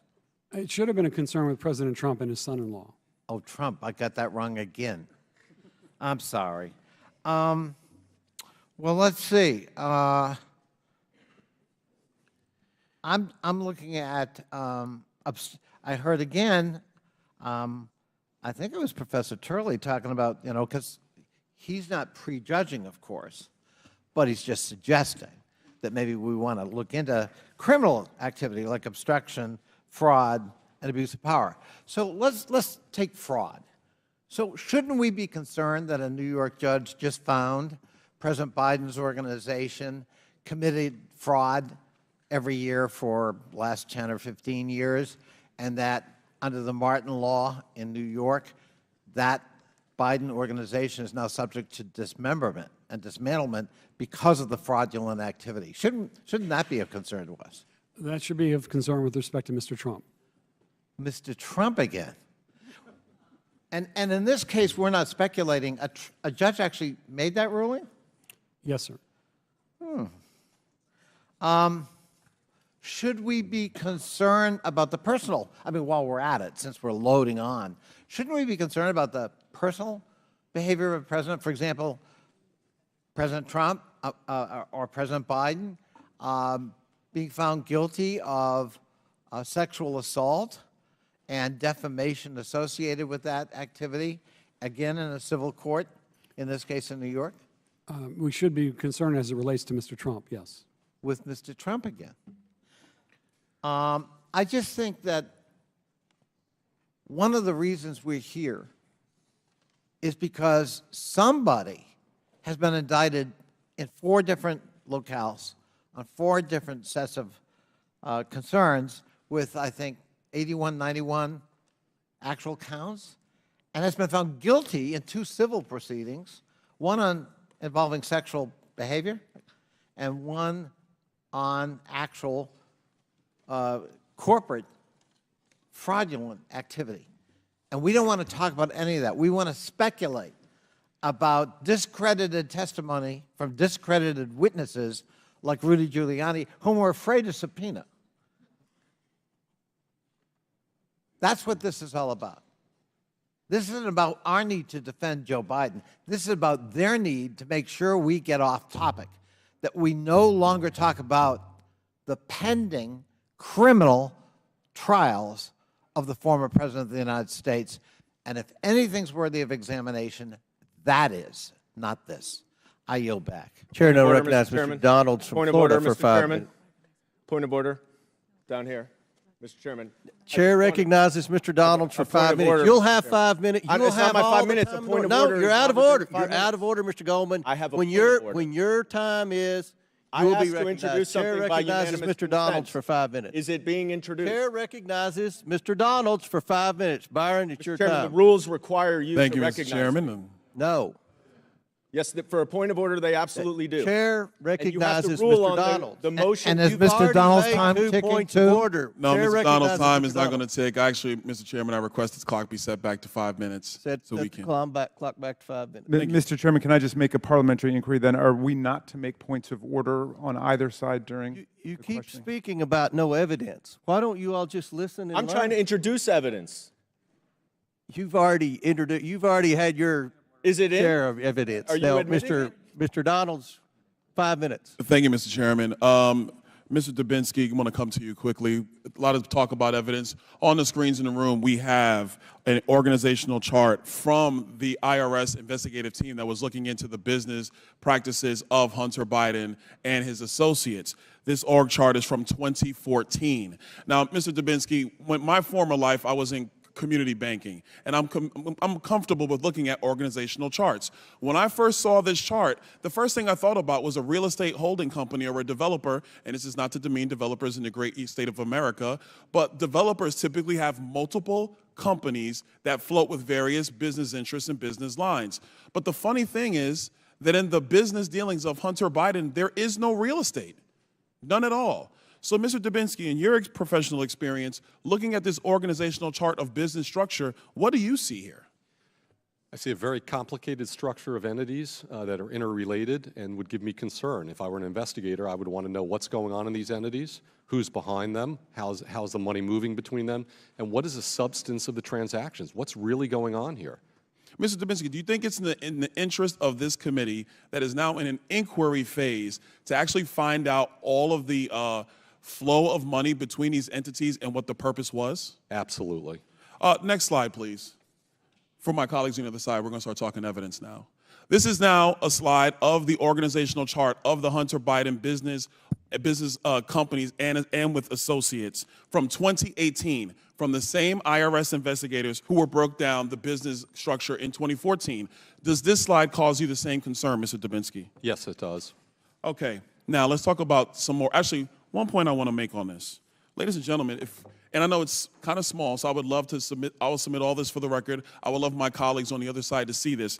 In 2014, one of the key owners was Devin Archer, who did testify and who was under deposition under oath by the Oversight Committee. In 2018, Devin Archer is no longer listed, but his wife, Krista Archer, is now listed. Mr. Dubinsky, When you see a situation where ownership interest moves from one spouse to the other, is that a concern of some level of fraud potentially? I would call it a red flag. That's something I would look at and again, try to get to the bottom of what happened there. Was it just transferred? Was there money behind it? What was going on?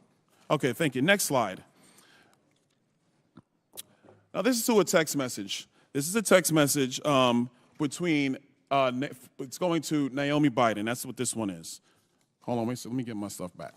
There we go. Sorry. This is the WhatsApp text message between Jim Biden and Hunter Biden. In this text message, it clearly says, anyway, we can talk later, but you've been drawn into something purely for the purpose of protecting Dad. This is between Hunter Biden and Jim Biden. Last time I checked, the father of Jim Biden and Joe Biden is now passed away. So I'm assuming this is Hunter Biden saying to Jim Biden, the president's brother, that you've been brought in this for the sole purpose of protecting Dad.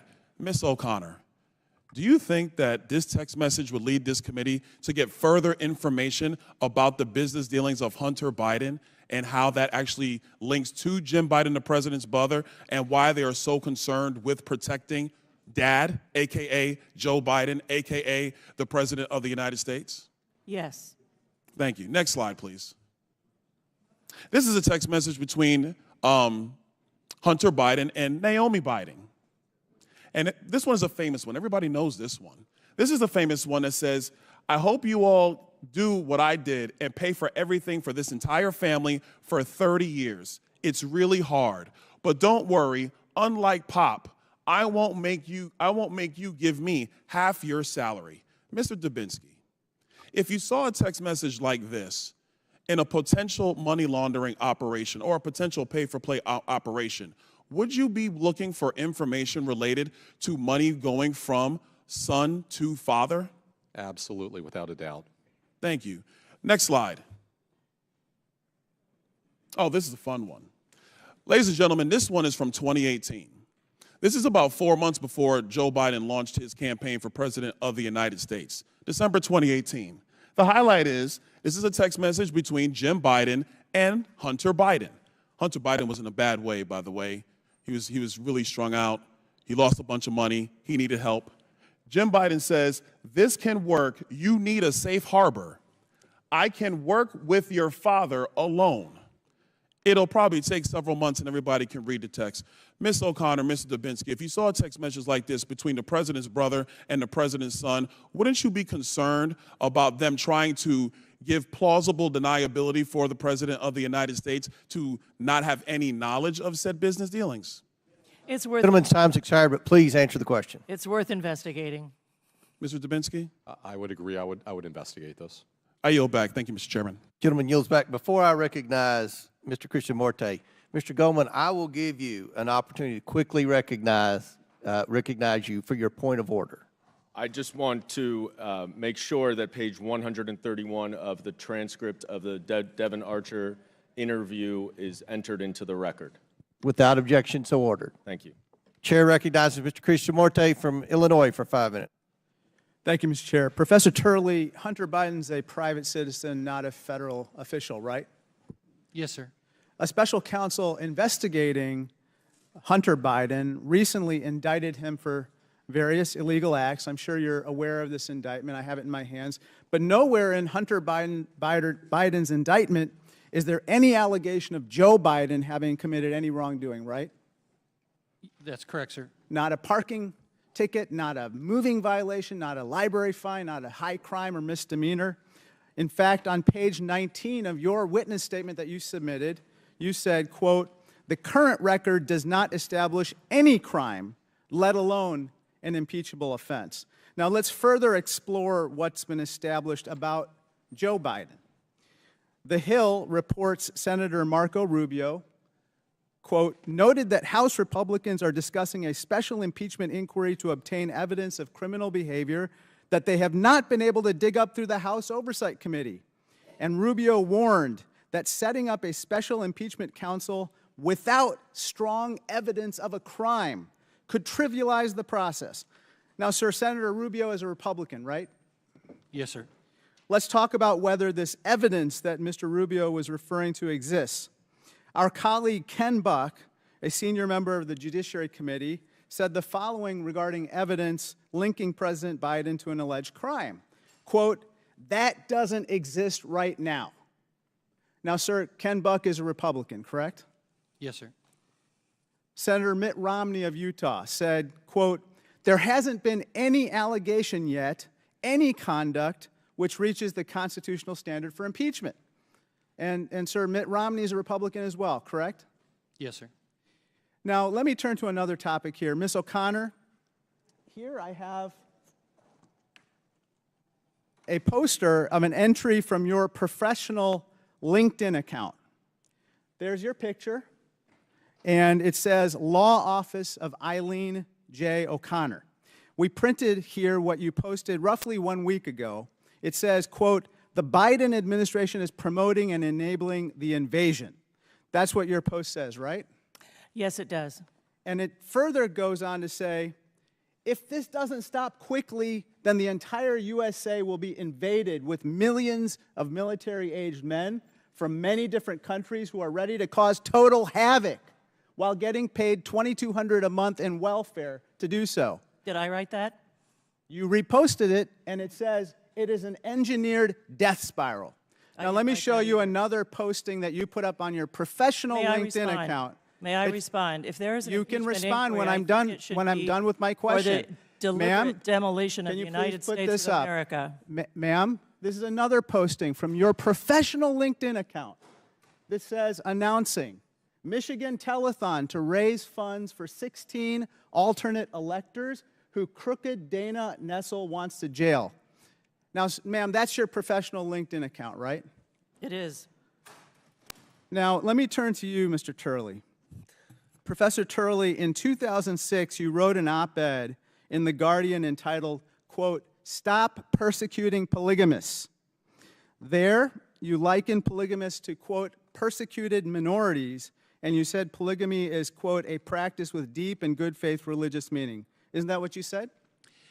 I represented the sister wives family in challenging a polygamy prosecution. The answer is yes. You've been crusading for legalizing polygamy for years. In fact, in an op-ed in the USA Today, you said that a Utah polygamist named Tom Green, who was also convicted of pedophilia for raping his 13-year-old stepdaughter, should not have been charged with polygamy. Now, Mr. Chairman, Can I respond, sir? Because that's not, can I respond? Because it's not entirely accurate. I actually criticized him. What I was dealing with was the constitutionality of what is called morals legislation. And I admit I'm pretty libertarian. Was Tom Green convicted of pedophilia and rape? Government can Was he impose a convicted moral of code on pedophilia and rape? The answer is yes. Mr. Chairman, we're counting down the hours until a government shutdown, and here we have a hearing where we have one witness who defended a polygamist who was convicted of pedophilia and rape, and we have another witness with LinkedIn accounts with extreme views posted. I think that, unfortunately, this speaks to the credibility of the witnesses and the credibility of this impeachment inquiry. I yield back. Point of order. Point of order right over. Chair recognizes Mr. Biggs. What's your point? Mr. Chairman, when a member of the committee impugns the integrity of a witness, is it against the rules to allow those witnesses to respond to that malicious statement? I'm quoting the article. Look, I'm asking. I'm not asking you. I'm asking the chairman. I've asked for a ruling on that. Mr. Chairman, he can use his own time to question any witness he wants. I was recognized on a point of order. Point of order. What's your point? I mean, my point is that I'd ask for a ruling on my point of order the way we've first. always proceeded, I'd Mr. ask for Chairman, a ruling on my point of order Mr. Chairman, in I'd order ask to for a ruling rehabilitate on my point of Mr. order Chairman, first. Okay, here's the ruling. The witnesses have the opportunity to address that during a line of questioning. If Mr. Turley wants to address that during another member's line of questioning, then he's more than welcome to do that. Remind everyone we're on their 5-minute clock, and now the chair recognizes Ms. Mace from South Carolina for 5 minutes. Thank you, Mr. Chairman. In 2019, Representative Raskin didn't think a House vote was needed for an actual impeachment inquiry. And to quote Representative Raskin, he said in 2019, there's no formal constitutional or statutory or even the House rule for how an impeachment inquiry is to begin. And so it means different things to different people. I don't want to hear another word from the left or anyone across the other side of the aisle about impeachment inquiry. This is complete and total hypocrisy this morning. Today, we're going to bring the facts. Today, we are going to bring the evidence. In 2017, the Joe Biden family teamed up with Chinese company CEFC to make millions off of granting access to Joe Biden. Hunter even arranged for Joe Biden to share office space with the CCP-aligned company CEFC. My Democrat colleagues say none of this is relevant because Joe Biden wasn't vice president while his family did these shady deals. Turns out that's complete and total bullshit. It's a lie. Hunter Biden referred to access to his father as the keys to his family's only asset. Those words are going to come back and haunt Hunter Biden and his family forever. Yesterday, the Ways and Means Committee released an FBI memo on the interview they had with Tony Bobulinski, a former Biden partner in crime. I'll read a bit of that right now. The work conducted by CEFC, Gilliar, Walker, Hunter Biden, James Biden, and Yee over the preceding 2 years was discussed in detail. In particular, CEFC was closing significant investment deals in Poland, Kazakhstan, Romania, Oman, and the Middle East during this period of time. Period of time is in reference to the years 2015 and 2016, when guess what? Joe Biden was vice president. As an aside, Rob Walker, in previous testimony, also confirmed that Joe Biden attended a meeting with the head of CEFC. So now we know CEFC was working with the Biden family while Joe Biden was vice president. And I'll continue reading from Tony Bobulinski's report, which says, and I quote Bobulinski, Hunter Biden and James Biden did not receive compensation because Joe Biden was still vice president during this time period. There is a concern it would be improper for payments to be made to Hunter Biden and James Biden by CEFC due to its close affiliation with the Chinese government. Hunter Biden and James Biden both wanted to be compensated for the assistance they had provided to CEFC's ventures. In particular, they believe CEFC owed them money for the benefits that accrued to CEFC through its use of the Biden family name to advance their business dealings. The Bidens, coincidentally, were paid over $1 million by CCP-affiliated Chinese company CEFC shortly after Joe Biden left office as vice president. Now we know why, because it was back pay. I'm going to show another image. This is a text message between Hunter Biden and Gong Wendong, an agent of CEFC. Hunter says, my uncle will be here with his brother, in all caps, who would like to say hello to the chairman. He goes on, Jim's brother, if he's coming, wants to say hello. His uncle's brother. I wonder who that could be. I can't quite figure it out. Hunter puts brother in all caps, and it doesn't take a genius to figure this out, but since I'm not always dealing with geniuses, and Washington, D.C. has been illustrated today, I'll spell it out. The brother of Hunter's uncle, Jim, is Joe Biden. Why was Hunter so secretive about his father? I'm going to tell you why. It's because Joe Biden didn't want the American people to know he and his family were getting paid millions and millions of dollars from a company closely tied to the Chinese Communist Party. CEFC knew paying Biden family members was bad, so they covered it up. Hunter knew Joe Biden hanging out with CCP businessmen would be a bad look, so he tried to pull a genius move on us with this whole my uncle's brother bullshit. We already know the president took bribes from Burisma. I also want to add, betraying your country is treason.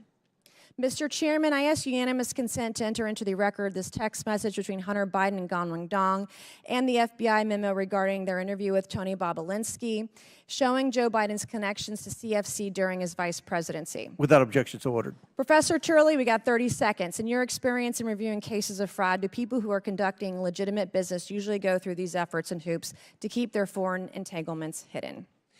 Yes, the issue with influence peddling is that It can, in some circumstances, be legal, but it's not something that necessarily is made public. The public does not buy into the idea that you can sell your family brand if it's influence peddling. So what happens with influence peddling is that you often have the commission of crimes that conceal it, and to take steps so that it's not public. That may include, but it's not necessarily the reason in this case, but it may include the failure to pay taxes, the failure to register as a foreign agent. And part of the purpose of an inquiry is to see if there is a linkage between those acts and, more importantly, a linkage to the president. Can I briefly respond to the earlier attack? You may have additional questions. I don't want to take your time. Mr. Chairman. I'm sorry, the gentlelady's over time. Okay. But we'll work with you on that, because I do think you need to respond to that ridiculous statement. Now, Chair recognizes Mr. Khanna for 5 minutes. Thank you, Mr. Chairman. Mr. Turley, you testified, or in your written statement, about best practices for the House, and you say that it's not legally required for the House to vote to have an impeachment inquiry, but it is a best practice. Could you explain why you think it is a best practice for the House to have that vote? Certainly. I think that what the courts have said is it's not required, as you noted, so it's not a condition for the initiation of an inquiry. I just think it is a good practice. Whether it occurs after the initiation, I think still a vote of the entire House brings the solemnity and the weight to the decision. And I do think it's one of the best practices that I suggested in my testimony. And what would it mean if the votes weren't there? I mean, hypothetically, if they had a vote and 10 or 20 people voted for it, I mean, you're a student of constitutional history. What would that say? I mean, why is it important in your view as a best practice to have majority support for something like this?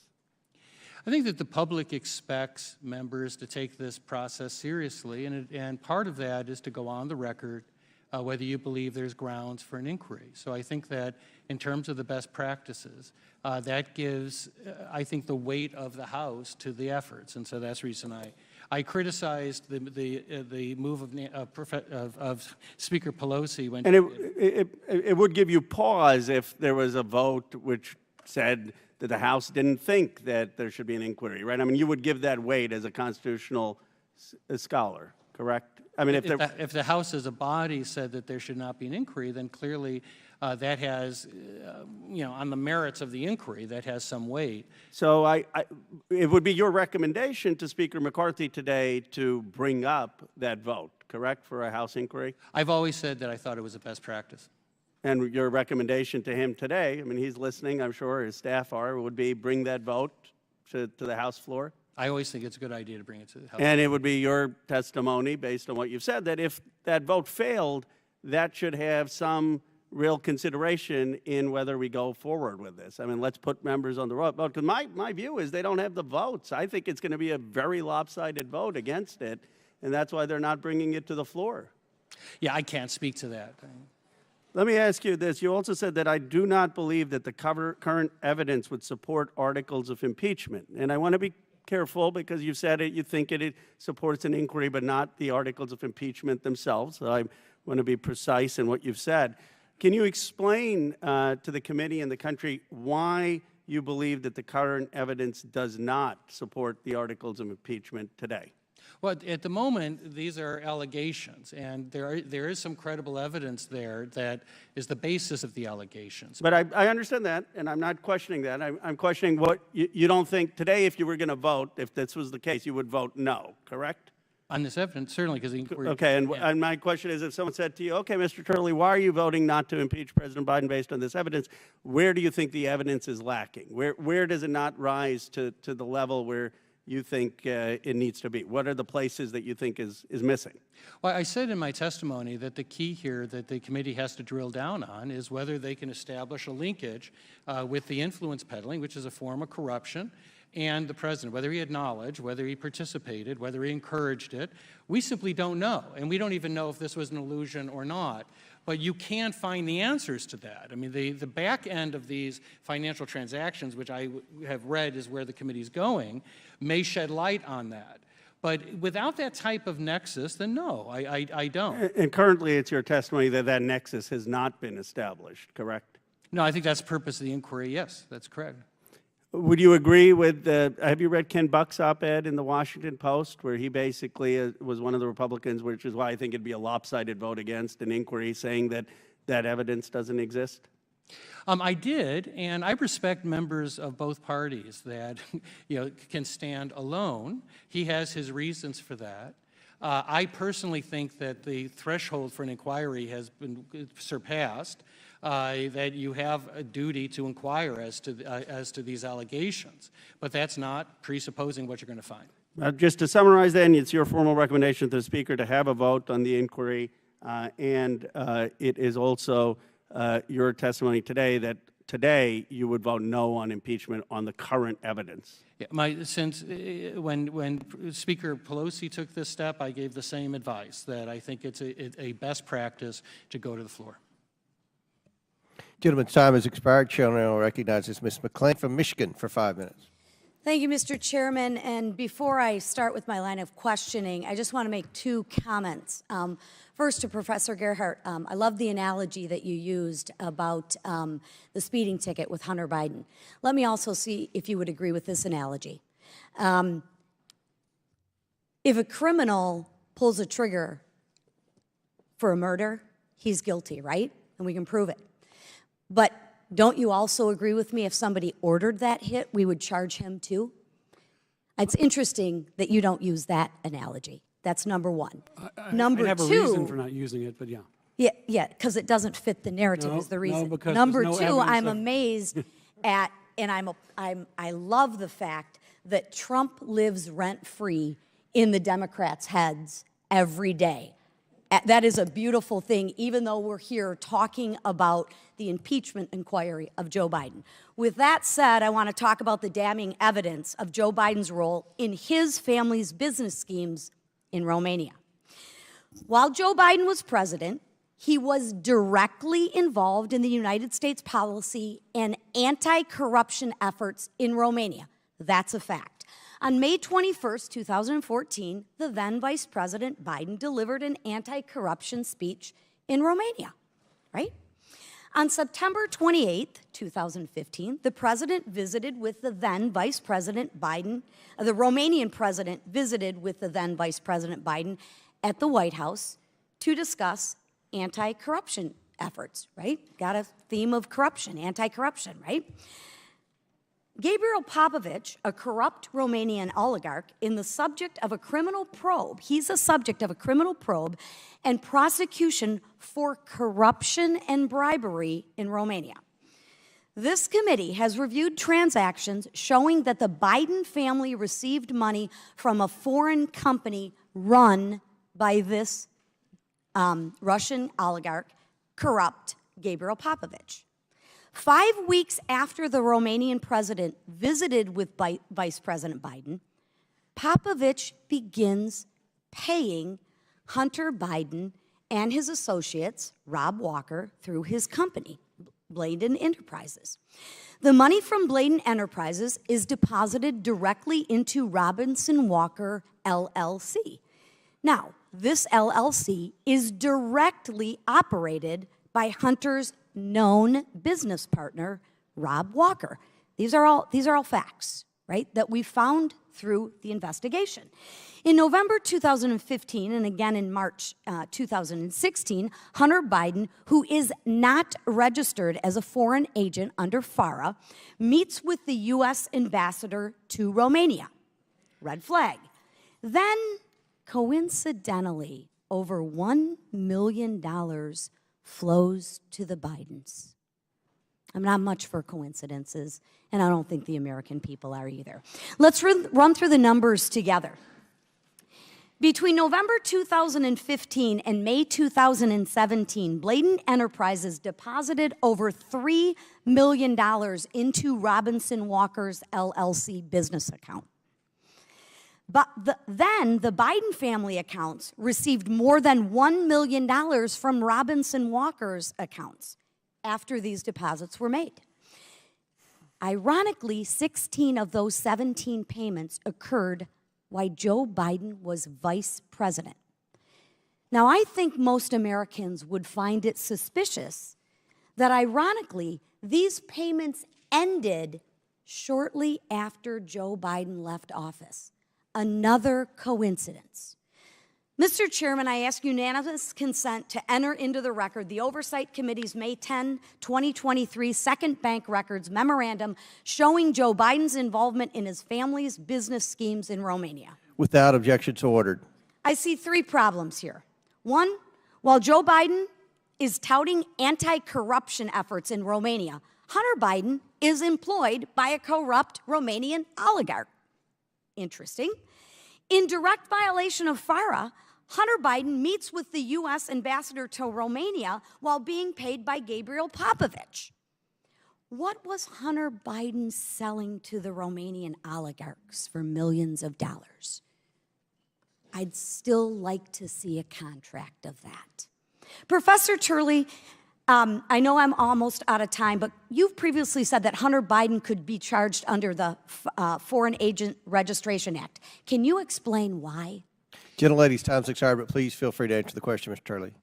Much of the conduct described in these disclosures does seem to fit what we saw with the charges of Paul Manafort in terms of being a foreign agent.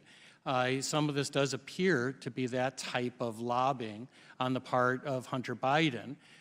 The failure to register as an agent, of course, helped conceal that, but that's not necessarily the motivation behind it. The question is, should he have registered as a foreign agent during the course of this conduct? And it just seems to me, looking at the Paul Manafort indictment, that there's considerable overlap in terms of the type of actions taken.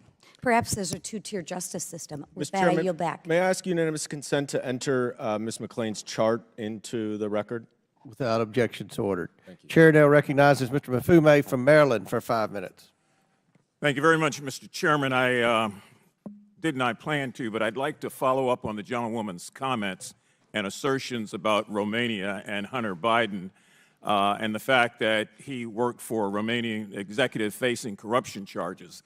The problem with that is that Rudy Giuliani also worked for that person and a former FBI director. And I'd like to ask unanimous consent that a New York Times piece entitled "Giuliani is Drawing Attention to Hunter Biden's Work in Romania, but There's a Problem" be entered into the record. Without objection, so ordered. Thank you very much, Mr. Chairman. I want to go back to this Burisma theory because it seems to me that if that's what's triggered all of this, and we are sitting here now wasting precious time while the country is about to shut down, and it's all found its genesis with Rudy Giuliani, that we ought to have Rudy Giuliani here. Now, I know there was a motion made earlier. I'd like to disaggregate that motion without mentioning the other person's name and offer a motion again that Rudy Giuliani be required to come before this committee.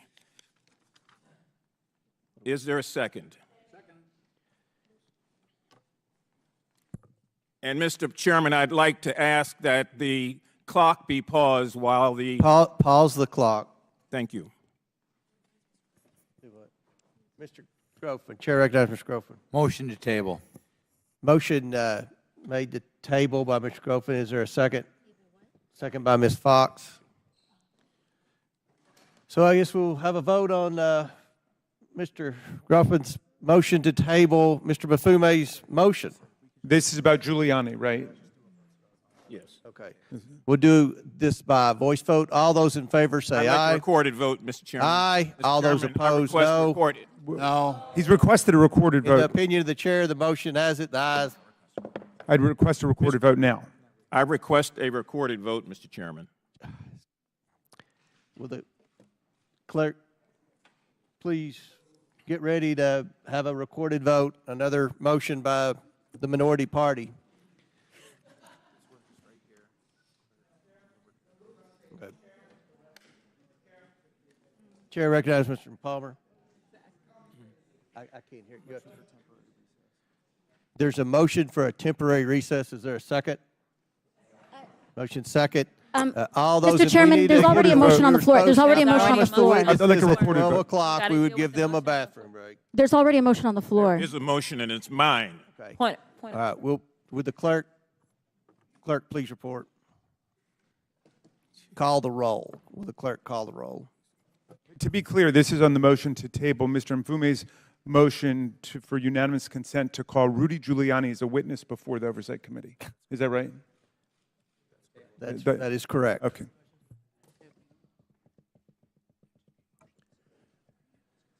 Mr. Jordan. Mr. Jordan votes aye. Mr. Turner. Mr. Gosar. Ms. Fox. Ms. Fox votes aye. Mr. Grothman. Mr. Grothman votes aye. Mr. Palmer. Mr. Palmer votes aye. Mr. Higgins. Mr. Higgins votes aye. Mr. Sessions. Mr. Sessions votes aye. Mr. Biggs. Mr. Biggs votes aye. Ms. Mace. Mr. Chairman, what are we voting on? This is a motion by Mr. Grothman to table the motion by Mr. Mfume to subpoena Rudy Giuliani. Got it. Doesn't seem to have a lot to do with this. I'll vote aye. Ms. Mace votes aye. Mr. LaTurner. Mr. LaTurner votes aye.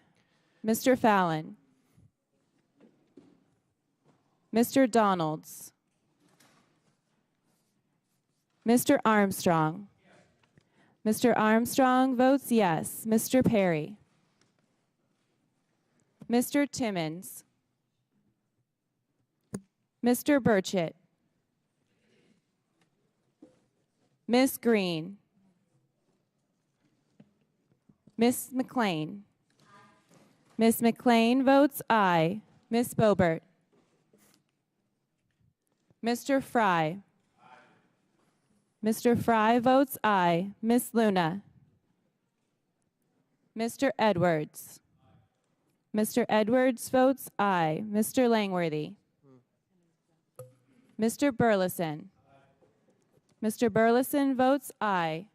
Mr. Raskin. No. Mr. Raskin votes no. Ms. Norton. No. Ms. Norton votes no. Mr. Lynch. No. Mr. Lynch votes no. Mr. Connolly. Mr. Krishnamurthy. Mr. Khanna. Mr. Mfume. Mfume votes no. Mr. Mfume votes no. Ms. Ocasio-Cortez. Nay. Ms. Ocasio-Cortez votes nay. Ms. Porter. No. Ms. Porter votes no. Ms. Bush. Mr. Gomez. Mr. Gomez votes no. Ms. Brown. Ms. Stansbury. Ms. Stansbury votes no. Mr. Garcia. Mr. Garcia votes no. Mr. Frost. Mr. Frost votes no. Ms. Lee. Ms. Lee votes no. Mr. Kassar. No. Mr. Kassar votes no.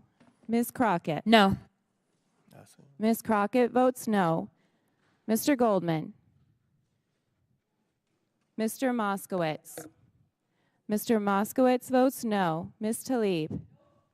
Ms. Tlaib votes no. Mr. Chairman. Chairman votes aye. How is Mr. Fallon from Texas recorded? Mr. Chairman votes aye.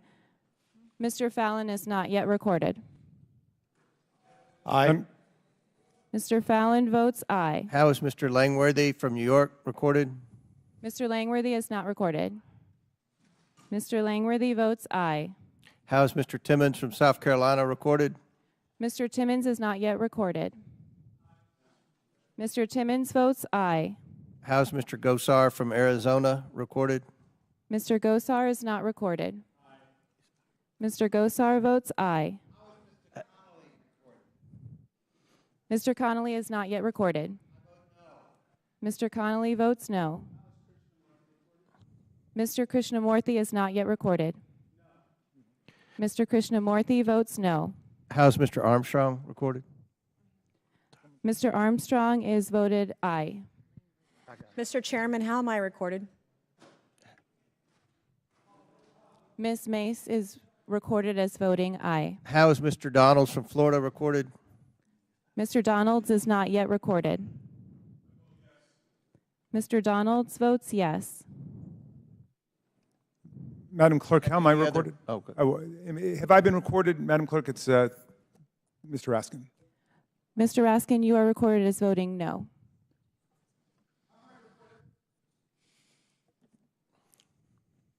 Mr. Gomez, you're recorded as voting no. How am I recorded? Congresswoman Ocasio-Cortez, how am I recorded? Ms. Ocasio-Cortez is recorded as voting no. Ms. Brown is not yet recorded. Okay. Ms. Brown votes no. All right, will the clerk please tally the votes?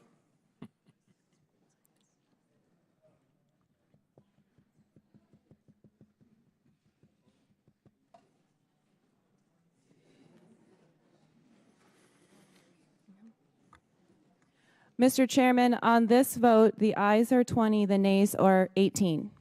The motion to table passes. Mr. Bafume, you're recognized for your final 3.5 minutes. Thank you, Mr. Chairman. I reclaim my time and I ask the question, where in the world is Rudy Giuliani? That's how we got here, ladies and gentlemen. And this committee is afraid to bring him before us and put him on the record. Shame. And the question was raised, what does this have to do with it? It has everything to do with it. Professor Gerhardt, in your testimony, you said in every impeachment inquiry, beforehand, the House has identified some credible evidence of wrongdoing committed by a targeted president. Is that correct? Yes, sir. Professor Gerhardt, are impeachment inquiries typically utilized as a frontline tool to go fishing or for the first time go seeking evidence? No, sir. Professor Gerhardt, would you say that House Republicans have made an unprecedented overreach of congressional power? It strikes me that it is, yes. And Mr. Gerhardt, would you say it's fair to assume that the extreme MAGA Republicans in particular have misused, if not abused, committee's resources and the taxpayer dollars in this prolonged investigation that has gone on for almost a year, subpoenaing documents, having hearings, providing boxes of evidence, and no wrongdoing? Sir, I appreciate the question. I'm not sure who the MAGA Republicans are. So. I can point them out to you. Mr. Now, Chairman, Mr. Chairman, I would ask that the Higgins. gentleman please point out the Republicans he's referring to. He said he could. I'm reclaiming my time. Ladies and gentlemen, this clock is showing what's happening to our country while we debate over and over and over again, not any wrongdoing by President Biden, but trying to link what his son may or may not have done to him. People are going to be hurt when this time runs out.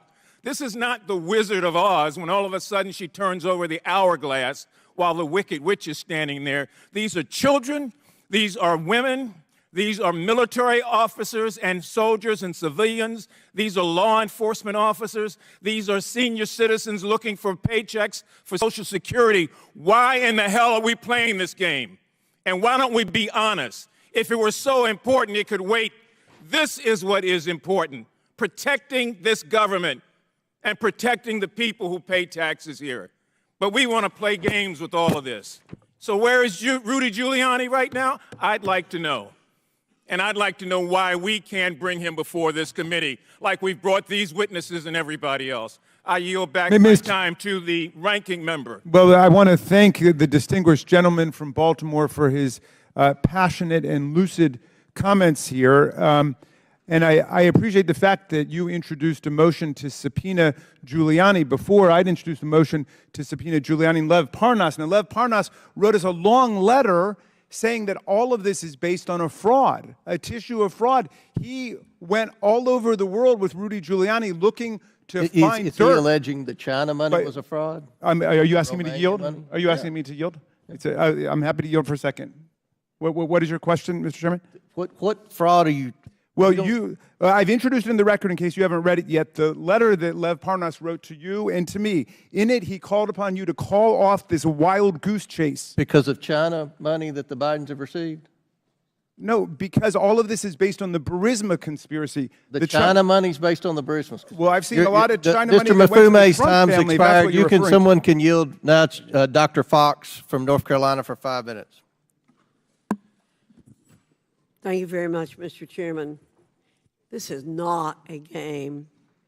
This is very serious business. And I think at the end, it will be proven to the American people that this is serious business. And we need to get on with it. And we need to have the other side to stop playing games.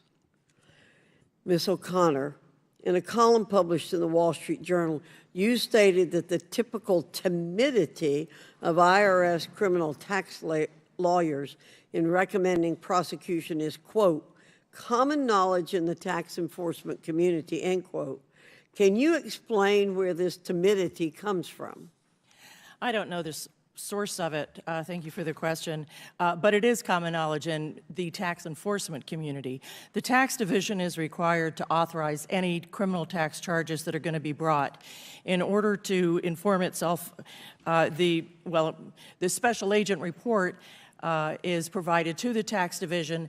Before it gets to the tax division, IRS criminal tax attorneys review it. They are, because, I'm sorry, having trouble answering this, but let me give you some more guidance. Okay. So I before actually can. bringing charges, IRS criminal lawyers, as you're alluding to, provide advisory views in a special agent report. Is that correct? Right, and they Okay. they are advisory only. And the IRS, as any prosecutor is very determined to have a very high conviction rate. So they Okay. want to be very, very careful that if they bring a case, they will win it. All right. So can you describe a typical special agent report and the special agent report specific to Hunter Biden's case? Certainly. The whistleblowers have testified that nearly 1,000 pages were provided in the special agent report to the tax division. That special agent report consisted not only of a discussion of what they had discovered, but also every bit of evidence that they found that supported each element of each crime for each year for which they were recommending charges. Okay, let me follow up again, please. More than a year after DOJ's tax division received this report, the division created a 99-page memorandum supporting the recommended charges. Is that correct? I might be wrong about how long it took the tax division. I've seen other information suggesting it was a much shorter period of time. But they did do that. I understand that the tax division did produce a 99-page memo authorizing all the charges the special agents had recommended. Thank you. So, Ms. O'Connor, you said DOJ's tax division recommended 6 felonies and 5 misdemeanors. Is that correct? That's correct. Hunter Biden was only initially charged with 2 counts of willful failure to pay federal income taxes as part of the plea deal. Is that correct? Right, for just 2 years. And these are misdemeanors? Right. Okay. But the maximum penalty for these charges is a fine of $25,000 as well as up to 1 year in federal prison. Is that correct? Or both. Or both. Yet Hunter Biden owed more than $100,000 in both 2017 and 2018, correct? That's what the criminal information alleged. I think that's a ballpark figure. Okay. Based on the answers you just provided, it's extremely difficult to believe that an individual who is not the son of the sitting U.S. president would be treated this way. We're told the Department of Justice treats all citizens equally under the law. But based on the evidence this committee has presented, that is not what happened in Delaware. Based on your experience, would you agree that that's not what happened in Delaware? Exactly, and it was particularly galling because just in the next state, in New Jersey, a mechanic was being sentenced to 2 years for having not paid like $100,000 in taxes. So, In this case, there was not equal justice under the law being proposed. Absolutely not. It was totally unequal justice. That is not what this country stands for. We want everybody being treated the same under the law, and my colleagues should feel the same way. Thank you, Mr. Chairman. I yield back. Good lady yields back. Before I recognize Ms. Ocasio-Cortez, I ask unanimous consent to enter into the record a letter from Lev Parnas, who Mr. Raskin continues to refer to. It's actually a press release from the U.S. Attorney's Office in the Southern District of New York. It's Lev Parnas sentenced to 20 months in prison for campaign finance, wire fraud, and false statement offenses. Yeah, he worked with Without Rudy objection, Giuliani. so ordered. Chair now recognizes Ms. Ocasio-Cortez for 5 minutes. Thank you, Mr. Chair. Now, it has been repeated, and I would also like to repeat that the allegations being presented by the majority are extremely serious, and the prospect of impeachment is also a gravely serious matter, which has been echoed by our witnesses today. And any serious impeachment investigation or inquiry relies on firsthand sworn testimony of witnesses to high crimes or misdemeanors. Today, the Republican majority has called in 3 witnesses to advance their case. Mr. Turley, I have a simple question for you. In your testimony today, are you presenting any firsthand witness account of crimes committed by the President of the United States? No, I'm not. No, you are not. Ms. O'Connor, you are the second Republican witness here today. Have you, in your testimony, presented any firsthand witness account of crimes committed by the President of the United States? I have not. Thank you. Now, Mr. Dubinsky, as the third and final Republican witness in this hearing, have you, in your testimony, presented any firsthand witness account of crimes committed by the President of the United States? I have not. And Professor Gerhardt, given that you are the minority witness, I assume the same, correct? I am not a fact witness, correct. Thank you. And to clarify, 2 individuals presented today who do have firsthand accounts surrounding the progeny of these allegations are being blocked from testifying by the Republican majority. And I want to explain why this is important. Members of Congress, all of us in this hearing, are not under oath, as we are presently covered by the speech and debate clause. Isn't that correct, Professor Gerhardt? That is correct. And the speech and debate clause covers all statements by a member of Congress, whether they are factual or not.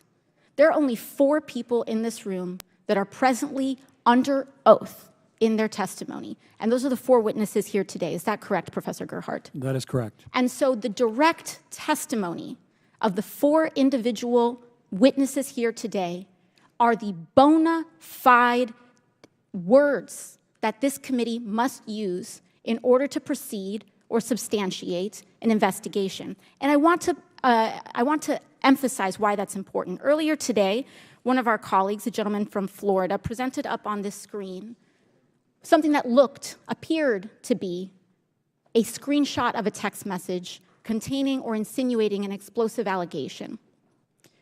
That screenshot of what appeared to be a text message was a fabricated image. It was a fabricated image. I don't know where it came from. I don't know if it was the staff of the committee, but it was not the actual direct screenshot from that phone. And in fact, I would like to submit to the committee the actual full context from the Ziegler Affidavit number 1, Exhibit 402, of the full text of that exchange. Do I have permission from the chair? Importantly, what was brought out from that fabricated image excluded critical context that changed the underlying meaning and allegation that was presented up on that screen by this committee and by members of this committee. Now, they are well within their right to do that because they are covered by the speech and debate clause. This was not submitted by a material or fact witness under oath. That was not submitted by a material or fact witness under oath. The impeachment inquiry, any impeachment inquiry, regardless of party, is an extremely serious matter. Professor Gerhardt, in the impeachment inquiry into President Clinton, were there key fact witnesses that were presented during those proceedings? They were not in the House. In the Senate, were there any? There were. There were in the Senate. Now, in the impeachment, in the impeachment investigations with respect to President Trump, were there key material fact witnesses in the House? Yes, ma'am. There were. Are there any key material fact witnesses here today? No, ma'am. None. And so we are wasting our time. When we talk about a threshold of an impeachment inquiry, was there a House floor vote that had a majority of members of Congress that opened an impeachment inquiry into President Clinton? There was. There was. Was there a full House floor vote opening an impeachment inquiry into President Trump? In 2019. Is there one here for this one? Not for this one. There is not one here for this one. This is an embarrassment. An embarrassment to the time and people of this country. And I would ask that the chair and I would ask that this committee elevate to the promise of our duties here and comport ourselves with the consistency and practice that is required of our seats and our duty and our oath to our responsibilities here. And with that, I yield back. Thank you. Chair recognizes Mr. Goffin for 5 minutes from Wisconsin. Okay, I'm concerned about the seriousness of these allegations. And what bothers me a little is that I'm beginning to think Americans are beginning to think this behavior by the Biden family is normal. I'm kind of afraid that they're going to say, well, President Biden's a politician. They're going to look at the news with regard to Senator Menendez the last couple weeks, and they're just going to say this is how it works. I don't think it's the way it works. I think this is this corruption that appears to be, we have all sorts of smoke, maybe not fire, but all sorts of smoke, is almost an historic low for our country. And it deserves a strong response from this body. Look at Senator Menendez's latest indictment. There's no tolerance for putting yourself before your constituents, unless it seems your last name is Biden. I applaud my Democratic colleagues who've asked Senator Menendez to resign, but we know how that ends. There'll be a new Democrat to replace him, no political risk. But here we're talking about the presidency. If the response is, well, Hunter Biden wasn't an elected politician, I have to know just what was Hunter Biden selling. We can't become numb to these facts. The allegations are extraordinary. In fact, I'm not aware of these type of allegations where we have a sitting president accused of bribery, accused of taking payments, whether it be directly or through his family. And these are not empty allegations. We continue to have evidence. Just look at what's come in just the past couple of days. Is President Biden compromised? And it's particularly relevant because of the interaction between our country and Ukraine, interaction between our country and China. Doesn't look good, and the facts demand we continue to investigate. Mr. Turley, I want you to really discuss how historic this really is. What do you think is what do you think is the most concerning piece of evidence that you heard of today? I think the most concerning, obviously, you have to start with the bribery allegation that was the subject of the FD 1023. Now, I say in the testimony that you have to only take that so far because you have a lot of information about a secondhand account. But when you put it into the context of this labyrinth of accounts and companies used to transfer money, and you have the statements of Hunter Biden, that's what makes this a credible inquiry. And the question is, did the president know? Did he encourage this type of corruption? And the key here, once again, which is what I stressed in the testimony, is you have to begin with a recognition that what Hunter Biden and his associates were doing was corrupt. That's what influence peddling is. It's a form of corruption that our country globally has combated. Now, the only question is for an inquiry is whether that body of corruption, which it is, also encompass the actions or the knowledge of the President of the United States. The only way you will be able to get that information is to follow this evidence. And what I suggest is you do so without any prejudice. You do so without any assumptions. In fact, I hope that the President will be able to show that there is no such nexus. But you won't get those answers until you ask these questions. So we're really obligated to have this inquiry. I believe it's your duty to determine if the President is involved in what is a known form of corruption. And that's what I believe has already been described. I believe many people have accepted that this was influence peddling in its rawest form. Okay, could you elaborate for us the impact bribery of a public official can have on the execution of their duties? And how about if it was the President? Can you explain why the American public ought to care about this? Well, you know, Alexander Hamilton talked about impeachment in Federalist 65 as a violation of the public trust. And that's really what this ultimately goes to. I'm hoping that there's not much disagreement that public corruption falls within an impeachable offense, because if it does not, then it makes a mockery of what the framers were talking about. You know, during the Clinton impeachment, Michael and I testified, and there was a lot of, I think, good faith discussion between us and the other experts as to the executive function theory and what constitutes an impeachable offense. I would hope that it would be agreed that if a nexus was established with the President, that he participated in the corruption of influence peddling, that it would be a potential impeachable offense, or it would be the basis of an impeachment. We have millions of dollars flowing to the Biden family. That's been proven overwhelmingly.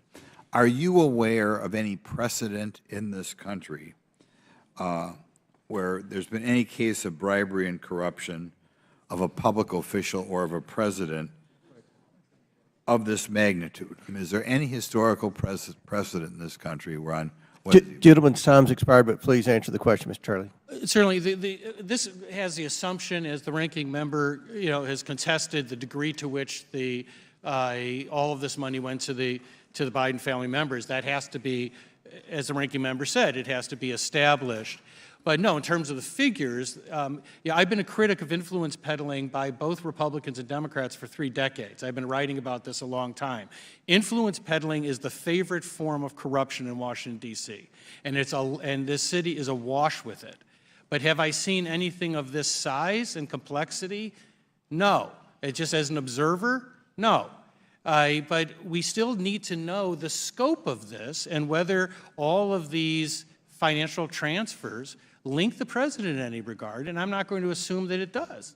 Mr. Chairman, I have a unanimous Chair now recognizes Mr. Unanimous consent motion just to introduce an October 2020 article in Politico where Mikhailo Zlochevsky, who was the source of the FD 1023 that Mr. Turley just referenced, stated that neither he nor anyone else from Burisma ever had any contact with Vice President Biden or people working for him during Hunter Biden's engagement.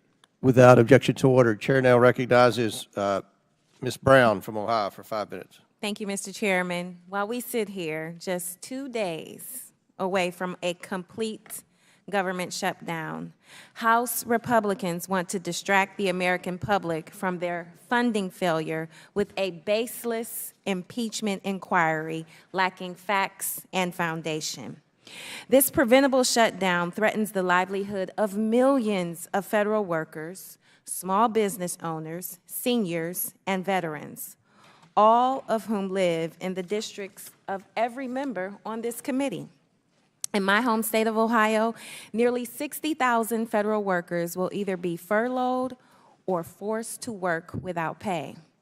I cannot overstate the impact this Republican shutdown will have on mothers and babies receiving WIC. In Ohio, there are 180,000 women, children, and infants whose benefits will be at risk. And in case that statistic isn't sinking in, let me just paint the picture for you.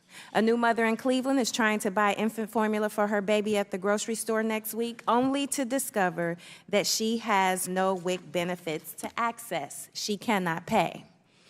If Speaker McCarthy and our Republican colleagues continue to value their egos over the well-being of American families, stories like this will become a terrifying reality for millions. Yet, House Republicans continue to prioritize political warfare over people's welfare. The Speaker seems committed to promoting political gains and protecting people's benefits over protecting people's benefits. Americans and our economy are being held hostage to the demands of the most extreme members of his party. It is painfully clear that Speaker McCarthy has once again handed control of the People's House to MAGA extremists. Rather than work with Democrats to get us out of the mess they created, Republicans are tripping over themselves trying to distract and deflect the American people with this shameful show. The Department of Justice and the FBI under former President Trump spent five long years looking into these Republican conspiracy theories and debunked them repeatedly. So now, in a vain attempt to deflect from the chaos and confusion they are causing, House Republicans want to dig them up yet again. So, Professor Gerhardt, what would you say is the primary flaw in the House Republicans' claims about President Biden? Well, I suppose I could say a lot, but the problem is that the dots are not connected. The name that's been repeated most often in this hearing is Hunter Biden, not President Biden. And the point of an impeachment inquiry is not about a president's son. It has to be about the president himself. And I don't think those dots have been connected. There have been lots of assumptions, lots of accusations, but not evidence. Thank you. These falsehoods about President Biden didn't change the will of the people in November 2020, yet my colleagues on the other side of the aisle are at it again, holding another hearing on baseless allegations, looking for facts that just don't exist. Instead of fulfilling our duty to govern, my colleagues threaten a government shutdown, dangerous for most and disastrous for our most vulnerable communities. So with that, Mr. Chairman, I will yield my time to Ranking Member. I would urge you to yield to Mr. Goldman. I will yield to Mr. Goldman. Thank you very much. I thank my colleague. Ms. O'Connor, I believe you testified before that the 99-page DOJ tax memo gave a full authorization for the charges. Is that your testimony? That is what the whistleblowers reported. Actually, the whistleblowers reported that it was a discretion finding. And since you worked in the DOJ tax division, I'm sure you understand that there is full authorization, there is discretion, and there is declination. And when they give a discretion determination, that is because there are serious holes and flaws, and they leave it to the discretion of the U.S. attorney whether or not they want to charge it. Isn't that correct? No, not at all. Discretion is not based on holes and flaws. It's based on the ability of that particular district to prosecute that case. And in fact, that 99-page memo is referred to several times in the testimony. Excuse me. And what do you mean, only the in one ability? time did it mention discretion. All the other times it did not mention discretion at all. And so you're disputing that it Gentleman's said time, gentleman's Are you time has disputing that it said expired. discretion? Chair now recognizes Mr. Palmer from Alabama for 5 minutes. Thank you, Mr. Chairman. I'm very disturbed about what I've heard here today. There's a saying among country lawyers that if you have the facts, you pound the facts. If you don't have the facts, you pound the table. When you can't pound the table, I guess some of my Democratic colleagues choose to pound the witnesses. That was inexcusable. What just happened in this committee, attacking the witnesses personally instead of addressing the merits of the evidence being presented, indicates to me that my Democratic colleagues know the evidence is becoming increasingly conclusive. It reminds me of a line from a movie, A Few Good Men, Jack Nicholson, "You can't handle the truth." The evidence will either convict or acquit in any criminal proceeding or civil proceeding. If there's no wrongdoing, the evidence or the lack of evidence will support that conclusion. The problem of the suspicion of wrongdoing is compounded by the withholding of evidence, the misrepresentation of the evidence in hand, and the obstruction of an investigation but not denying access to information that would be or could be evidence. At this point, there's a growing public perception, and it's reflected in the polls, Mr. Chairman, that President Biden, his son Hunter, other family members, and business associates were engaged in some form of criminal activity. It is the responsibility of this committee to pursue the truth and report it to the American people. I'm not sure that's what's happening on the other side with my colleagues. It is vitally important that our efforts be conducted openly, without prejudice, with no other agenda other than arriving at the truth, regardless of our politics. It is vitally important. As Professor Turley has pointed out, you don't undertake an impeachment inquiry lightly. This has profound implications for the future of this country and our ability to govern ourselves. We have seen repeatedly obstruction efforts to deny this committee access to information that's material to this investigation. Now, I want to ask Professor Turley a question. In your view, could the promise of foreign access to any government official, whether it's the Vice President or anybody else, that only materially benefited a family member, could that be influence peddling? Yes, and as I point out in the testimony, courts have found that various benefits to family members can be attributed as a benefit to the principal. That has included everything from throwing a golf contest in the favor of a son of a politician to paying for gifts. In fact, I was lead counsel in the last Porteous trial, in the last impeachment trial for a judge, and that was the trial in the U.S. Senate. My client, Judge Porteous, was accused, among other things, of benefits going to his family. And so there's certainly precedent, not only in criminal cases, but in impeachment cases for making that next. Okay, I want to be more specific. If Vice President Biden used his office to influence domestic or foreign policy for the financial benefit of his son, even though Vice President Biden may never have received a dime, but it resulted in millions of dollars going to his son or his brother or other family members or business associates, and used his office to influence either domestic or foreign policy for their benefit, could that be a violation of the public trust? Absolutely. In fact, it's perhaps the most quintessential violation of the public trust, because you're not acting in the public's interest. It's a form of public corruption that this government, this country, has declared as corrupt in other countries around the world. Sir, I don't want to jump on your time because I know you all have important things to do, but I would like to respond to the attack that you mentioned. You may do so. Thank you, sir. I'd like to explain what that attack dealt with, if nothing else, for members of the committee than for my 3 children here, who may be a little surprised by what they just heard. As they, I think, know, I've spent my life challenging what is called morals legislation. What the Democratic member attacked me for are laws that dictate to others how they should live their lives. Some of those laws have been used against gay and lesbian couples. They've been used against minorities. The individual that the member described, I condemned.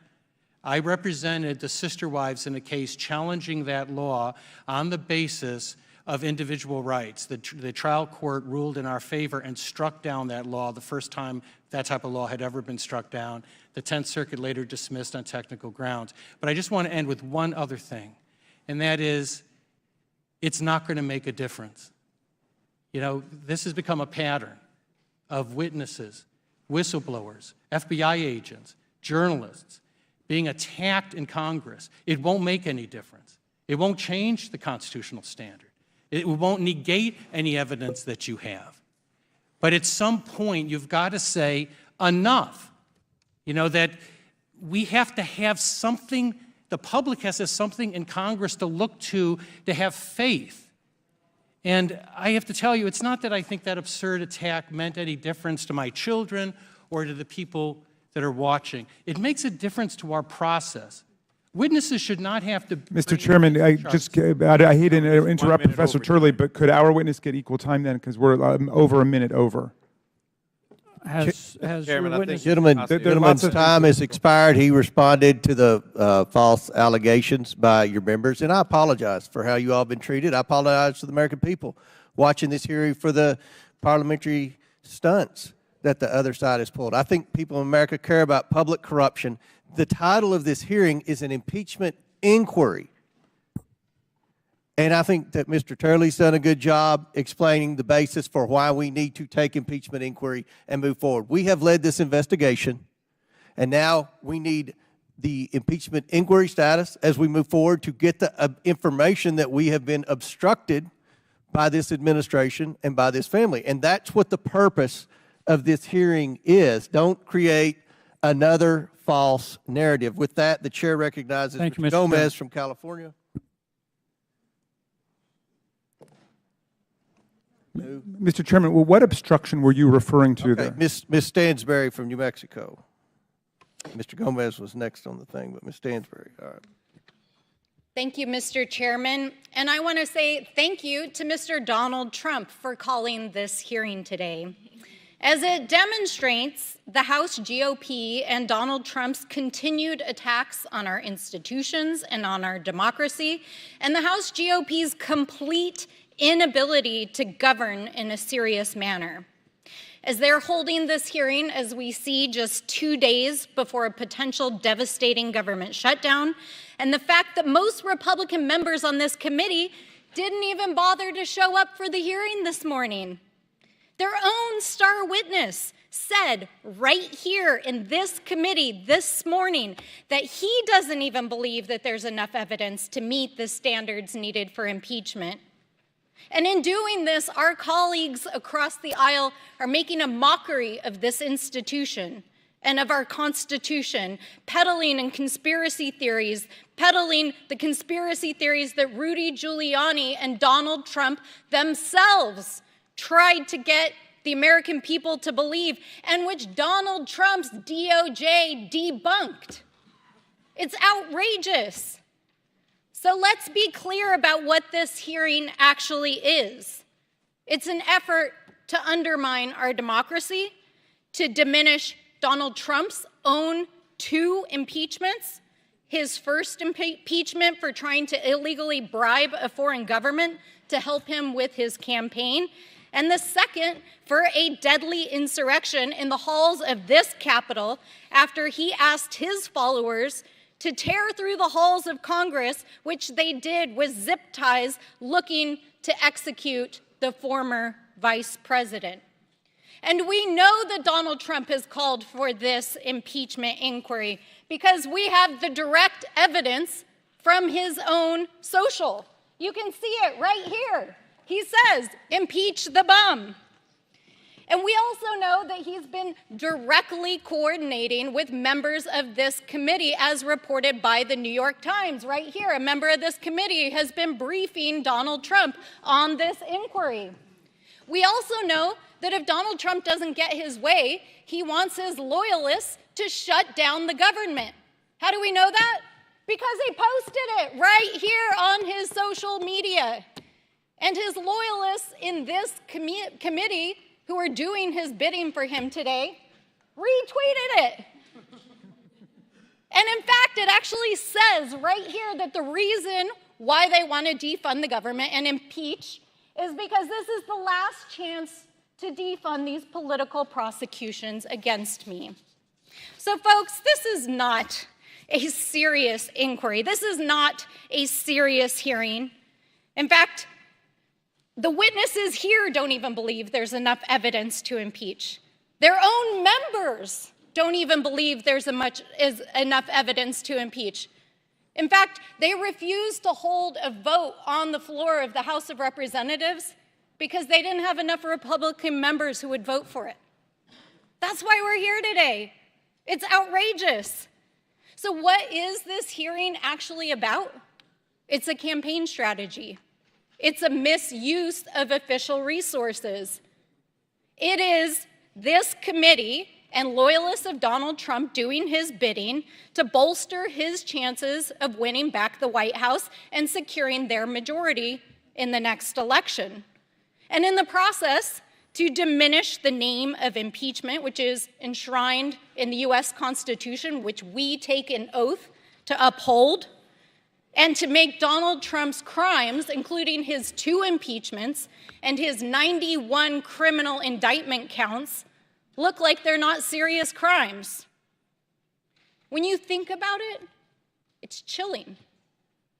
It's truly chilling.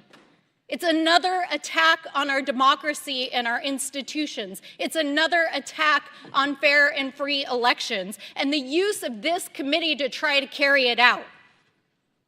So I just want to say, I think it's obvious who the grand puppet master is here. He tweeted about it on his own social, and we see the long arm, but little hands, of Mr. Donald Trump, whose fingerprints are all over this hearing and this sham impeachment.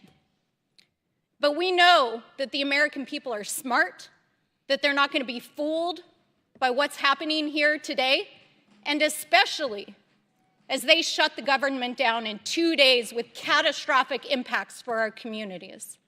And with that, I yield back. Chair now recognizes Mr. Higgins from Louisiana for 5 minutes. Thank you, Mr. Chairman. Mr. Turley, Professor, we're going to be moving quickly here. Let us retract from the absurdities of 21st century Twitter. Let's go back to 1787. Shall we? Article 2, Section 4, the President, Vice President, and all civil officers of the United States shall be removed from office on impeachment for and conviction of treason, bribery, and other high crimes and misdemeanors. But high crimes and misdemeanors is not and never has been limited to indictable criminality. Mr. Turley, Professor, please tell us briefly, sir, what was the actual meaning in 1787 of high crimes and misdemeanors? Well, this has been a matter of obviously robust debate for many decades. What we do know is that there were various terms that were offered and were rejected, the most famous being maladministration, and James Madison was uncomfortable with that. But they were also uncomfortable with limiting it to like treason and bribery. Exactly. It was never designed to be limited by writ of statute. Was it, Professor? Would Madison argue that, quote-unquote, betrayal of trust to foreign powers is an impeachable offense? There are references into that type of betrayal of trust. Also, if you take a look at past impeachments, they have gone to the violation of public trust, including the use of office to perpetuate false accounts or to obstruct this body. Agreed. So impeachment is a mechanism of our congressional authority. It's not a criminal proceeding, is it, Professor? It's not. What I've said previously is that I happen to believe you should start with the criminal code and look at things that would be crimes for others, because those resonate the most in terms. And those criminal code violations would be revealed through the investigative effort of the congressional endeavor to inquire into impeachable offenses like this hearing. Would you agree? That's right. This is the moving start. Quickly. There's one of the gentlemen said there's no credibility to this evidence. Let me say, as an investigator, there's perhaps no category of evidence that's more credible than bank records. And bank records is what we're working with. The House Oversight Committee, Judiciary Committee, Ways and Means Committee are investigating highly suspicious money transactions from foreign powers through shell companies to Biden family members. There's nothing more credible in an investigative effort, good sir, than bank records. I'm going to read from an email from Assistant United States Attorney Wolf, released by the House Committee on Ways and Means yesterday, identified as Exhibit 202 of the IRS whistleblower investigation. This email shows Ms. Wolf prohibiting the investigation team from looking into political figure one. Let me clarify that during that investigation, political figure one was the pseudonym agreed upon by the investigative team, the FBI, the DOJ, and IRS investigator. Political figure one is not a pseudonym created by Republicans or Democrats. Political figure one is President Biden, is Joe Biden. Leslie Wolf, as a priority, someone needs to redraft Attachment B. There should be nothing about political figure one in here. This is a response to an email delivered by Joshua Wilson, FBI agent, that said, please see the attached draft for a Blue Star search warrant. Blue Star Strategies is a longtime Democrat lobbying firm that Hunter Biden used to put pressure on U.S. government officials to end the investigation and protect Burisma. The Department of Justice was investigating Blue Star for these activities and allowed to retroactively register as a foreign agent. Today, no one has been held accountable at Blue Star. That happened during 2020, just months before your presidential election, America. You should be very concerned about this. Mr. Turley, based upon the constitutional parameters of the House of Representatives, do you agree that our Oversight Committee, Judiciary Committee, and Ways and Means Committee should be judiciously investigating reasonable suspicion of impeachable actions by President Joe Biden? I do. I think it is your duty to get answers to these questions and to see if the president was involved in what I think is a confirmed corrupt influence peddling effort. Okay. Thank you, Mr. Chairman. My time has expired. I yield. Chair now recognize Mr. Garcia from California for 5 minutes. Thank you, Mr. Chairman. I want to just begin by recapping for the American people what we've seen so far today. My Democratic colleagues have done a great job of showing that there's absolutely zero evidence linking President Joe Biden to any wrongdoing. Zero, none. This hearing is a complete waste of time 2 days before a MAGA government shutdown. And we also know that Hunter Biden never held any sort of public office. And there is no evidence that he ever influenced any kind of policy in the White House. There's no evidence that he and his father's finances were ever linked. And we've spoken to many witnesses to prove that. And in fact, none of the witnesses here actually have any direct evidence that there's any sort of wrongdoing, and that was repeated here by these witnesses. So instead, we're back to falling on MAGA conspiracy theories that Rudy Giuliani parroted over and over again. This farce is all about House Republicans trying to re-elect their beloved leader, Donald Trump. And what I want to know is why we're not actually investigating real family corruption. They want to attack President Biden's family, who actually never worked in the White House, which is incredibly hypocritical. Yet we have not yet talked about these guys that actually worked in the White House. And in fact, I want to talk about Jared Kushner, who's right over here. We know that Jared Kushner, who's Donald Trump's son-in-law, was given enormous power in the White House. When Jared joined the White House, he was so unfit and unqualified and with so many conflicts of interest, he couldn't even get a security clearance. His father-in-law, Donald Trump, had to intervene, overriding national security officials. We also know that just months after Jared left the White House, the Saudi royal family gave him $2 billion, with a B, into the Kushner hedge fund. And right now, Jared is pocketing an additional $25 million a year in fees. This is a man who was put at the head of Middle East policy in the White House. We know he personally intervened to give the Saudis a $110 billion arms deal that was opposed by folks all across the government. He supported the Saudis with their brutal war in Yemen, even after they murdered Jamal Khashoggi, a journalist, of course, who was an American resident. The Saudi crown prince bragged to other heads of state that Kushner, and I quote, was in his pocket. Even Trump's first Secretary of State complained that this is inappropriate. Now, Jared delivered for the Saudis over and over again, and he was rewarded. Even advisors to the crown prince advised against the $2 billion hedge fund investment, yet he went forward anyways. So we know that Jared Kushner, a senior White House aide and Donald Trump's son-in-law, was doing favors for a foreign government. Now, this is actually an enormous family scandal that this committee should be investigating.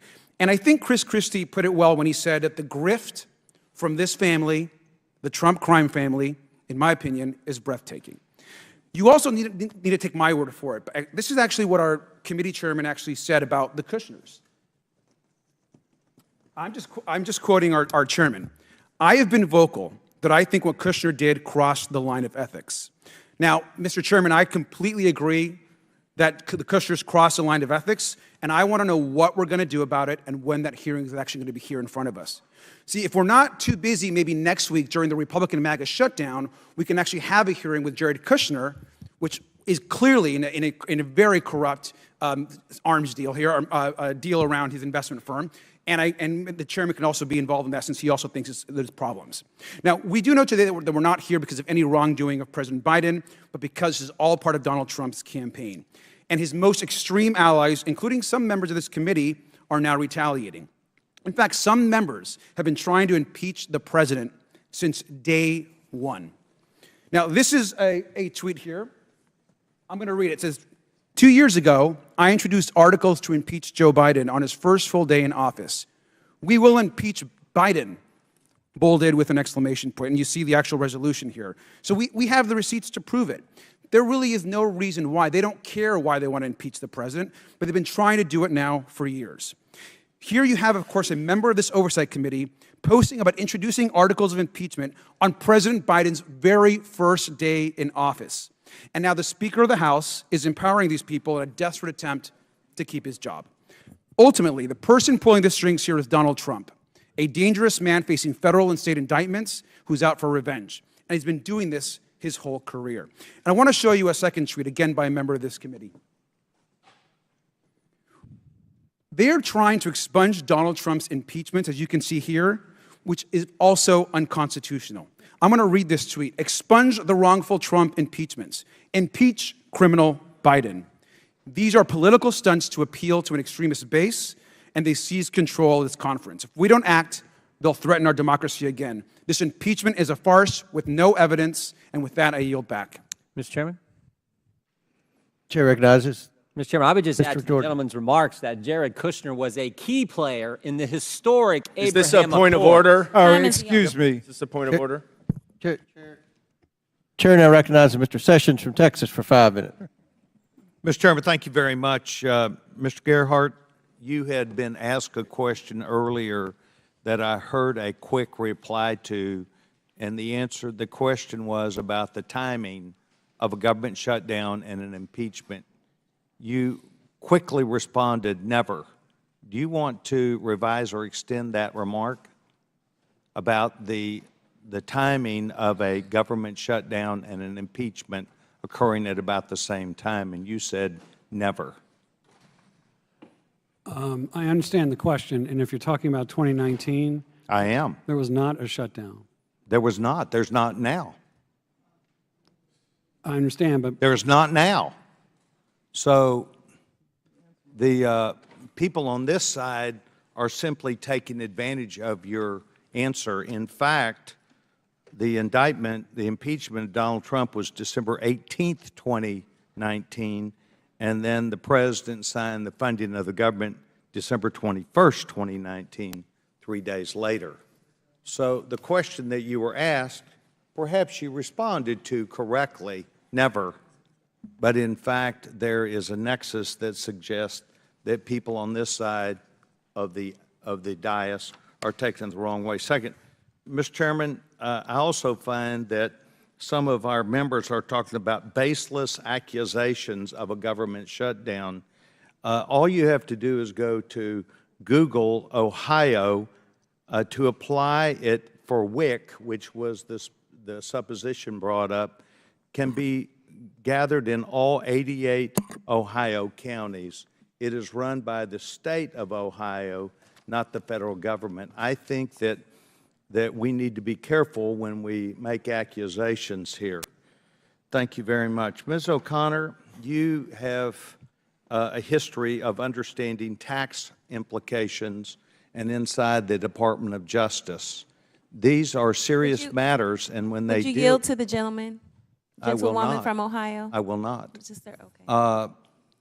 The implications of this endeavor that we are attempting to understand is decision-making inside the Department of Justice.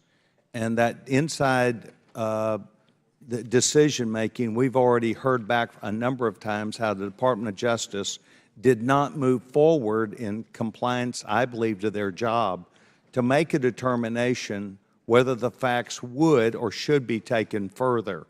With President Clinton, the FBI went and actually interviewed the president and the vice president about these matters and other people in the White House, and President Clinton lost his law license over that, and it ended up that there was an impeachment from the House side. Can you please talk about what should be done from normal and regular Department of Justice officials to see whether this has occurred and whether we are entitled to ask questions about that investigation from the Federal Bureau of Investigation and the DOJ? Thank you, Mr. Sessions. I think you're more than entitled. I think that you're obligated to look into the allegations that the whistleblowers have brought.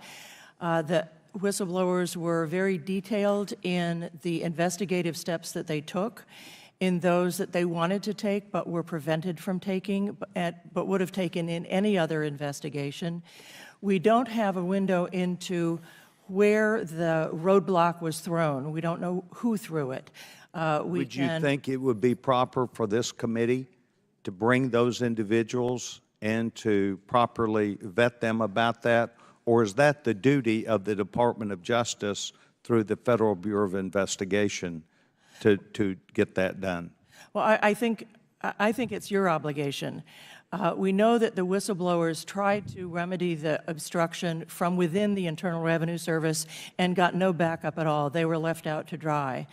Does that include asking for metadata that might have supported any other investigation like this? Absolutely. For example, the WhatsApp message where Hunter Biden says that he's sitting next to his father and is in the process of shaking down a Chinese businessman.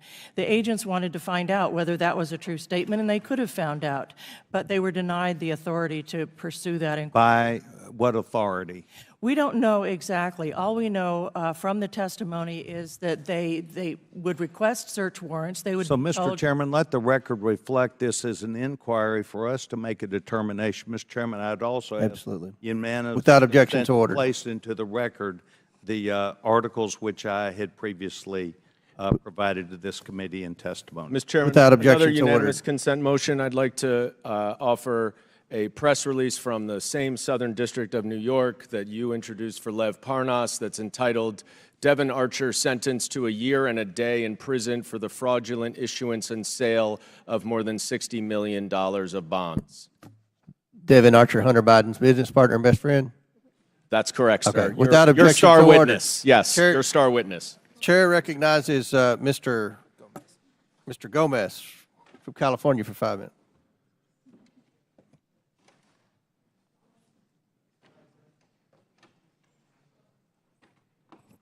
All right. Thank you so much, Mr. Chairman. So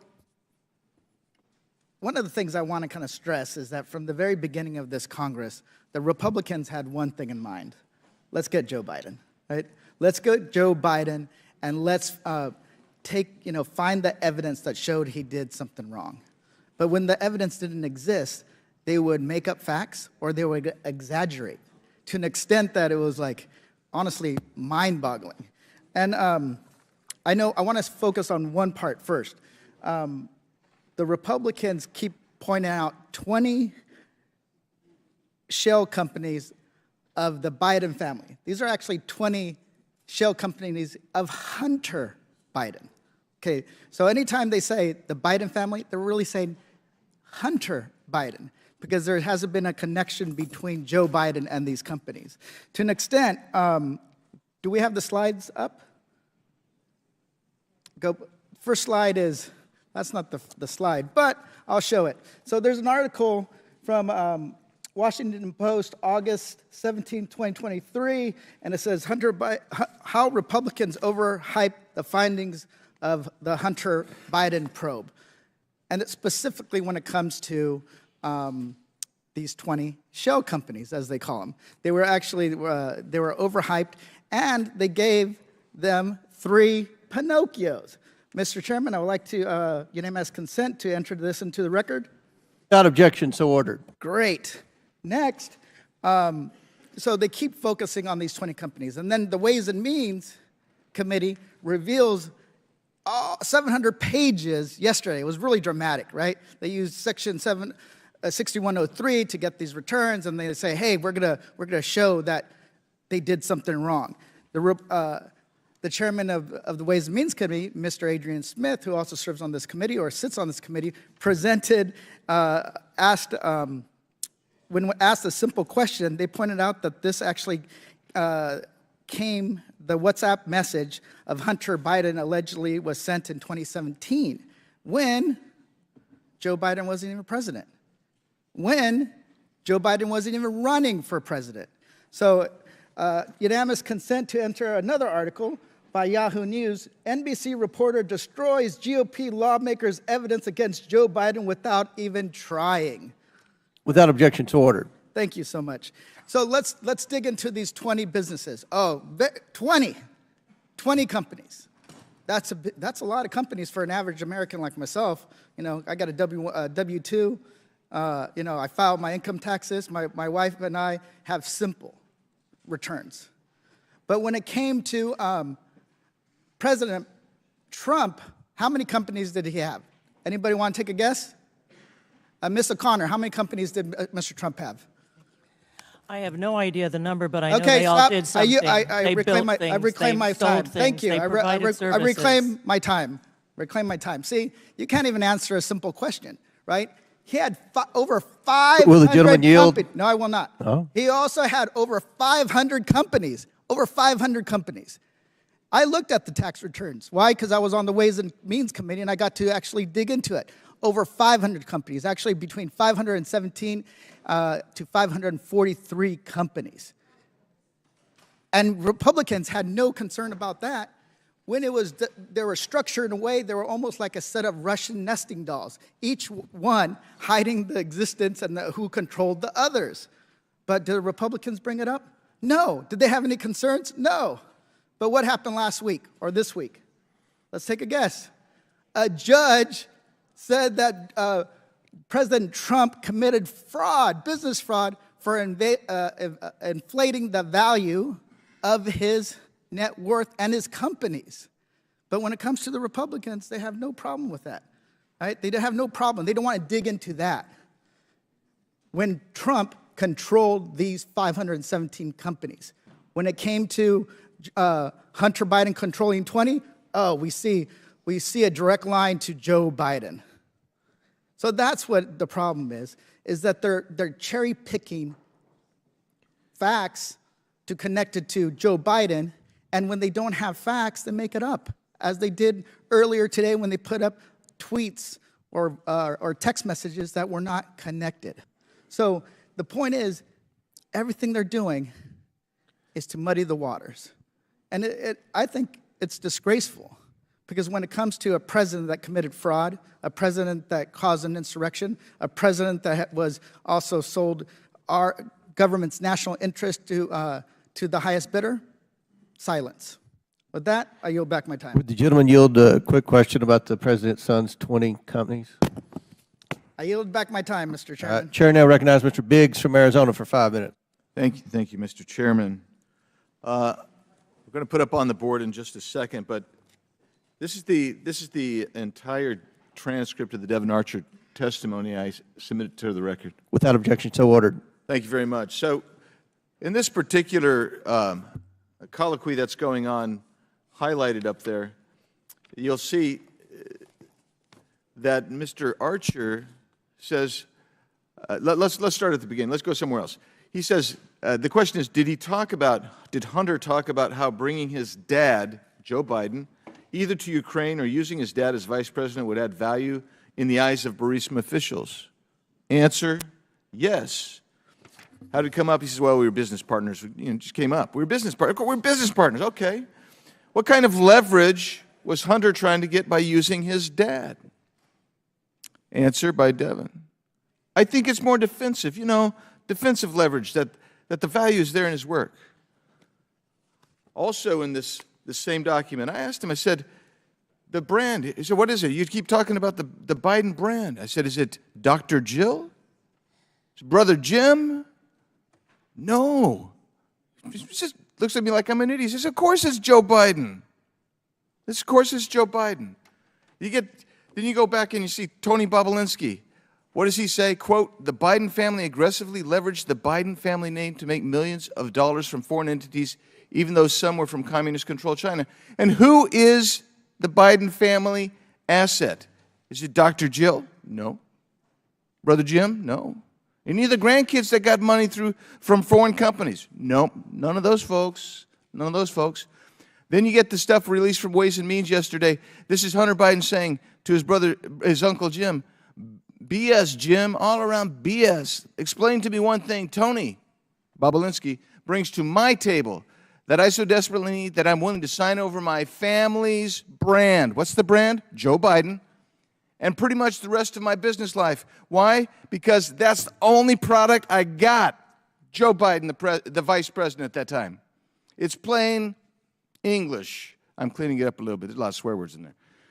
Why would I give this marginal bully the keys to my family's only asset? Oh, okay, so but we're told that there's nothing linking him. So I got to ask this question. Ms. Turley, I'm going to ask you a question. If the brand and what you're selling is Joe Biden, the then vice president, and if Joe Biden or his family is receiving some kind of benefit by the sale of access or, I'll leave it there, selling of access or even the illusion of access to Joe Biden, what does that lead you to conclude? Well, if you look at actual cases that I've cited in my testimony, benefits to family members can be viewed as a benefit to the principal. So there's not much debate about that. The issue of the inquiry is whether there's been let me stop say there has been progress in the last few weeks, and that many people after the Archer testimony said, yeah, I get it, it's influence peddling. Some have said it's the illusion of access, which is... That's the new defense. Yeah. Is that illusion? But I think that calling it by its correct name is important, and it is a form of corruption. The benefits to the family members can be attributed to the principal, even under the higher standard of criminal cases. So what remains is the question is, did the president know that, direct that, participate in that? Well, we know that he made 20 calls to business associates. We know he's having dinners with those associates, which leads me to the follow-up question, which I think is critical here, because these guys are looking for the gold bars or the cash stuffed in the Menendez coat. That doesn't happen very often, in my experience, having tried a lot of cases. So my question for you is, tell us about when you have circumstantial evidence vis-a-vis direct evidence. What's its value? Can you rest a conviction on circumstantial evidence? You can. One of the things I point out, though, in my testimony is the Supreme Court has narrowed some of the elements on things like bribery, denial of honest services. Those elements are now narrower than they were. But it is notable in the Menendez indictment that they brought the conspiracy on honest services, that they still believe that these types of gifts obviously can be based on a conspiracy theory. But you're clearly correct. I mean, if the allegations against Senator Menendez are true, that's really sort of old school bribery. Not since Jefferson and his freezer have we seen that type of raw evidence. Today, it's a lot more sophisticated. I think everyone in this room has to acknowledge that influence peddling is the favorite form of corruption in Washington. I think that's unassailable, and it's much more sophisticated than handing over gold bars or whatever is alleged in the Menendez case. Mr. Chairman, I have a document I'd like to get in. I appreciate that my colleague trusts the American people, and the CNN poll that says the majority of Americans believe Joe Biden as vice president was involved with his son's business dealings. Submit that for the record. Without objection, so Mr. ordered. Chairman, I have another unanimous consent motion. I'd move with unanimous consent to introduce an order from the Supreme Court of the State of New York from Tuesday where the Trump Organization was found liable for fraud, and is specifically on page 28 where there's a paragraph entitled, quote, the Trump brand premium that was increased the value of Trump assets by 15 or 30% according to the Trump Organization. Without objection, so ordered. Chair now recognizes Mr. Frost from Florida for 5 minutes. Thank you, Mr. Chairman. An impeachment inquiry is a grave undertaking that is supposed to be in response to evidence of a crime. Mr. Chairman, you have questions. Many of my colleagues on the other side of the aisle in this hearing have questions, but questions are not the basis for an impeachment. Evidence is. Mr. Turley, on September 1st, Speaker Kevin McCarthy said that he would not launch a fake impeachment inquiry, a sham impeachment inquiry. But then on September 12th, just 12 days later, he completely changed his mind. My question is why? In those 12 days, did hard evidence appear that clearly and directly links the President of the United States, Joe Biden, to a crime? I can't answer as to what was it that pushed the Speaker to make the decision. The courts have said you don't have to have that vote on the floor. I think it is a best practice. But I'm very interested in those 12 days. And we know you're not a fact witness and you're talking about things that are already public. But is there anything that came up in those 12 days that linked the President of the United States to a crime? Yes or no? I don't have any recollection of those 12 days. Yeah, nothing. I can tell you it's nothing. And we've heard even from you that this is why we have this impeachment inquiry. But let's be clear, this inquiry has been going on since the day we got here. Since the day I was sworn in at 2 a.m. on a Saturday night, this impeachment inquiry started. Let's pull back the curtain on what's really going on. There's no evidence of crime, only desperation and political pressure. This is what's going on. The far right called for the sham impeachment hearing with no evidence at the beginning of this year when we first got started. This impeachment inquiry has been going on. This is not the first hearing we've had in relation to this. On September 1st, the Speaker of the House, Kevin McCarthy, says, no, we're not going to do that. We don't have the evidence. We don't have the votes for it to pass on the House floor. We're not going to do it. A good decision, in my opinion. But then just 12 days later, 12 precious days later, something happens. I'm not sure what, but something happens because then the Speaker of the House, Kevin McCarthy, comes out and says, yes, we will do an impeachment inquiry. So what happened between these 12 days? It's very simple. 3 threats from members of his own caucus at the direction of former President Donald Trump changed his mind. Number one, the threat to force a vote on impeachment, which would lose on the House floor and be another embarrassment in the long list of embarrassments this Congress for the Speaker of the House. Number two, they would threat to shut down the government, something that will happen in just 2 days. And number three, and this is the one that really got to him, they said, you about to lose your job. And they said, we will remove you as Speaker from the House. And that scared him so much that Kevin McCarthy, the Speaker of the House of the United States of Representatives, third in line of the presidency, completely caved due to the threats of people within his own caucus. This fake impeachment is based on desperate political calculation, not any evidence. And Mr. Chairman, you say this hearing is to establish the basis for this fake sham impeachment hearing, but these witnesses are not giving us any basis or giving us any evidence or giving us any solutions. They are giving us several times. I reclaim my time. I have to stop because that's not a true statement. I reclaim my time. These witnesses are not giving any answers. They're just asking more questions. We have one witness who has a lot of questions, Ms. O'Connor.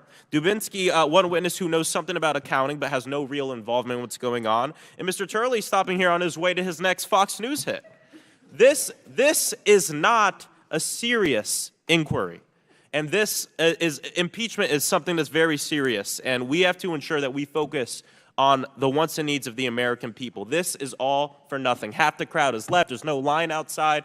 The goal here to distract from the government shutdown is not going to work. And to the Speaker, I have to say, you're being played by these extremists and Donald Trump. It's costing us our economy. And this entire fake impeachment inquiry isn't about the United States. It's about Hunter Biden. And the only thing the president can be guilty of here is being a father. I yield back to the ranking member. Chair now recognize Mr. Turner. I yield to the vice ranking member. No, the gentleman from Florida yielded back. Chair said he yielded back to the vice ranking member. I yielded to the vice ranking member. Thank you, and I'll claim some of that extra time back as well. Much of the Republican case and evidence has relied on words from Hunter Biden. Hunter Biden said this, Hunter Biden said that, therefore, case closed, there's something here. Professor Gerhardt, we know, I believe it's wide knowledge with the public, that Hunter Biden sadly was dealing with substance misuse disorder, correct? Correct. He's been under indictment, correct? Correct. Is this a reliable witness that you would deem?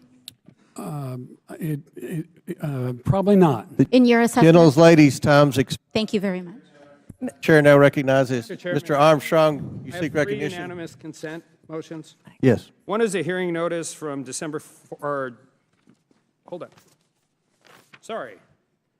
10th, 2019, with an impeachment hearing with Joyce Vance, who was not a fact witness, Barbara McQuaid, who was not a fact witness, and 70s story time with John Dean. Secondly, there's another unanimous consent motion for a hearing notice in judiciary with 2 witnesses here just a week before we voted on impeachment in 2019 with Michael Gerhardt and Jonathan Turley. Appreciate you both being here very much, but you were not fact witnesses at that point in time. And the Webster's definition of hypocrisy.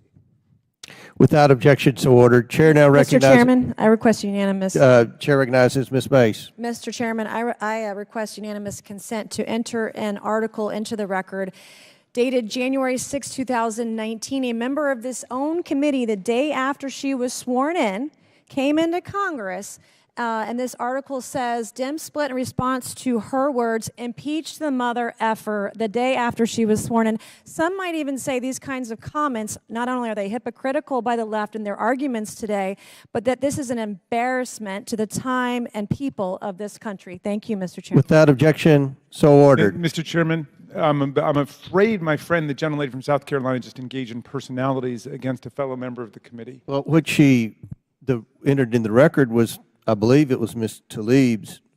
Well, it was the commentary that accompanied it that I'm referring to. It was an article from January 6, what she 2018. said. Dem split in response to impeach the mother effer comment by a member of this committee. Right, it was the commentary, and in any event, it doesn't make any difference. No, she said it. She actually said it. No, but Rule 17 She said impeach the mother The effer. commentary of what she is presenting. The article title is the Dem gentlelady's split in response commentary. to All right, impeach the mother effer let's get comment. on with it. I mean, That's the title of government's the about to article, shut Mr. down, Chairman. okay? Chair, order. Chair now recognizes Mr. LaTurner from Kansas for 5 minutes. Thank you, Mr. Chairman. The mischaracterization of what this hearing is about by my colleagues on the other side is astounding.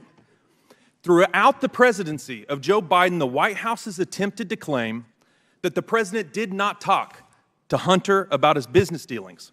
Joe Biden even said during the 2020 presidential debate that no members of his family received money from China. He said, and I quote, "My son has not made money in terms of this thing about China. Nobody else has made money from China," end quote. The White House strategy has been deny, deny, deny, lie, and then counterattack, but the evidence and the facts have forced the White House to change its story time and time again. The White House handlers continue to shift the goalposts, and President Biden continues to lie. How can President Biden continue to maintain that Hunter's private business was simply that, private, when it's clear from bank records, emails, and testimony that Joe Biden was intimately involved in Hunter's pay-to-play schemes and crooked foreign business dealings? This image shows an email between Hunter Biden and his business associates stating the setup of equity in a Chinese-owned energy venture. This particular business deal was with CEFC, a Chinese-owned energy conglomerate. This email lays out the payment structure for equity in the company, which was known to be tied to the Chinese Communist Party through its owner, Chairman Yi Jinping. The committee's investigation into the Biden family, including evidence turned over through various document productions, has shown that these men were all in business with Hunter Biden at one time or another. James Gillier, Tony Bobulinski, and Rob Walker on separate occasions, along with other Hunter business partners, have confirmed what this email said, that they were all getting a cut. Who else was getting a cut? What is the date of that email, sir? This is my time. I'm just asking the date. This since is you're my, entering something this into is the my record. time. Mr. Chairman, I ask that my time be restored. Please restore Mr. LaTurner's time. Thank you. Who else was getting a cut? According to this email, 10% was going to the big guy. What I'm sure my colleagues on the other side are asking themselves is, who's the big guy? Well, let me tell you. We learned in the FBI's FD 1023 that Zlochevsky called Joe Biden the big guy. Tony Bobulinski also has corroborated that Joe Biden is the big guy. Rob Walker, an IRS whistleblower, say that Joe Biden is the big guy. And finally, the Justice Department obstructed investigators in Delaware who wanted to look into, you guessed it, the big guy.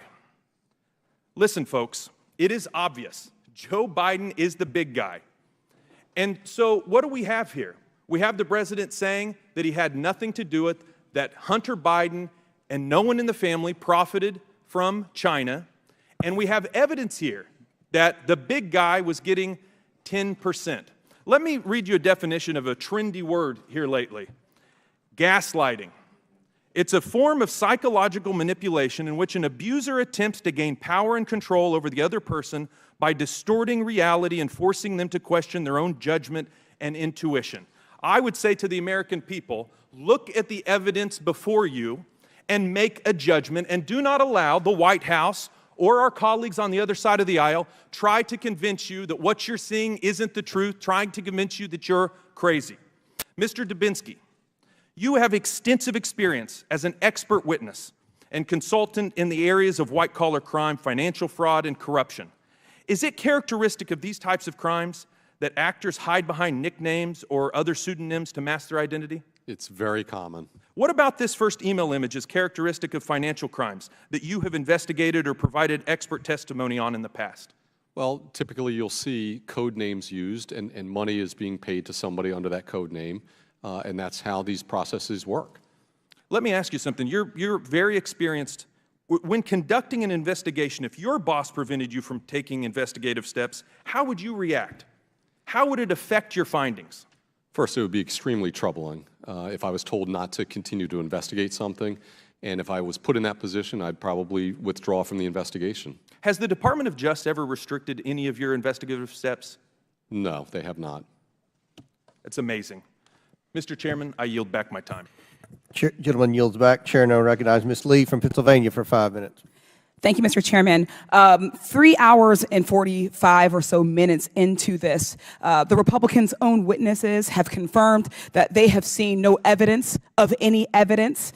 I think that if my Republican colleagues had a so-called smoking gun, they would have presented it by now and would have talked about it nonstop. Can the gentlelady read a bank statement, an email, a text message? Are you asking her to yield, Mr. Reclaiming my Chairman? time. Thank you. Reclaiming my time. Instead, we're sitting here with no fact witnesses and no evidence in this sham so-called impeachment to distract from their inability to fulfill their basic duty to fund and run our government. Republicans know the American people don't want their shutdown. So instead, the Republicans on this committee are attempting to divert and distract the American people's attention by spending taxpayer dollars on this sham impeachment hearing 2 days before they shut the government down in hopes that the media, and I don't just mean Fox News, will fall for their scheme and give more airtime to the lies being told on this committee today than the real life impact their shutdown will have on even their own constituents' lives.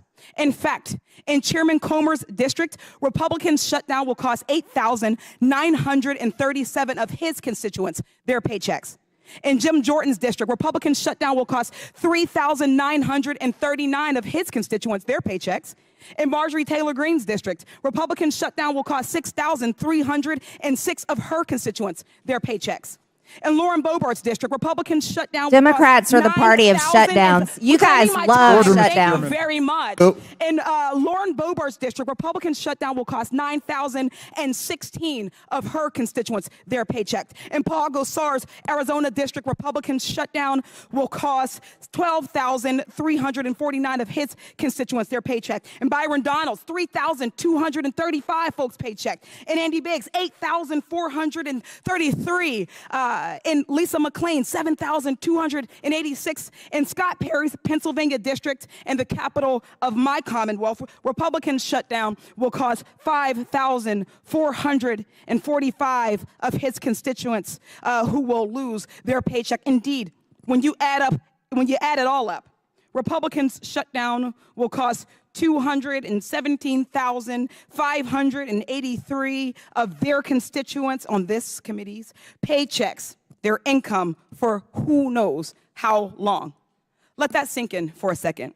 Those are our mothers, our fathers, caretakers, brothers, sisters, moms, dad, grandmas, grandpas, friends, neighbors, beloved community members, veterans who won't know how their food or medicine will be paid for or where their rent money is coming from. Many of them vote Republican, but I bet you not one of them cares more about Hunter Biden's laptop or helping Kevin McCarthy keep his gig as leader or speaker of his dysfunctional caucus than they care about receiving their paycheck and making their ends meet. And so the Republicans on this committee are betting that we'll spend this hearing engaging in partisan bickering over their favorite buzzwords rather than talking about how the MAGA shutdown will crush all of our constituents. To be honest, I don't quite care about private citizen Hunter, whom the proper authorities are dealing with, or the cable news culture war distractions. I care about the 7 million babies, children, mothers across this country who after Sunday will lose access to food and formula, over 10,000 in my district alone. I care about 300,000 families of 20,000 veterans who after Sunday could face eviction from their homes. Rare diseases and cancer patients whose experimental trials will be delayed for months. And I care about our seniors unable to get help with Social Security and Medicare. And make no mistake, their attacks are targeted, both in who's behind them and who are going to be hurt most. The most marginalized folks bear the brunt of these MAGA Republicans' attacks. Black folks, brown folks, trans folks, poor folks, disabled folks. Keeping that struggle in mind, we've had 2 hearings on the infant formula shortage on the subcommittee chaired by Congresswoman McClain. Yet with the 320,000 babies, women, and children in her home state of Michigan about to go hungry due to her party's shutdown, it seems like my Republican colleagues only care about an issue when they can point the finger in another direction, much like what's going on in this embarrassment of a hearing today. Mr. Gerhardt, in one of your recent op-eds, and you have repeated it here, you mentioned that a good test for assessing the constitutionality of a governmental action is to switch the names of the political parties and the actors involved. If the outcome is the same, it is a good sign of neutrality. If the outcome is not the same, then there's a good chance that partisanship is the driving force. I think we can safely say that this inquiry would fail that neutrality test. And since I don't have time, I think we can say that we are here, America, in this sham hearing, prioritizing the political needs of the Republican Party, pushing a lie for Donald Trump as you go hungry and you lose your homes. Shameful. At the request of the witnesses, we're going to take a 10-minute recess.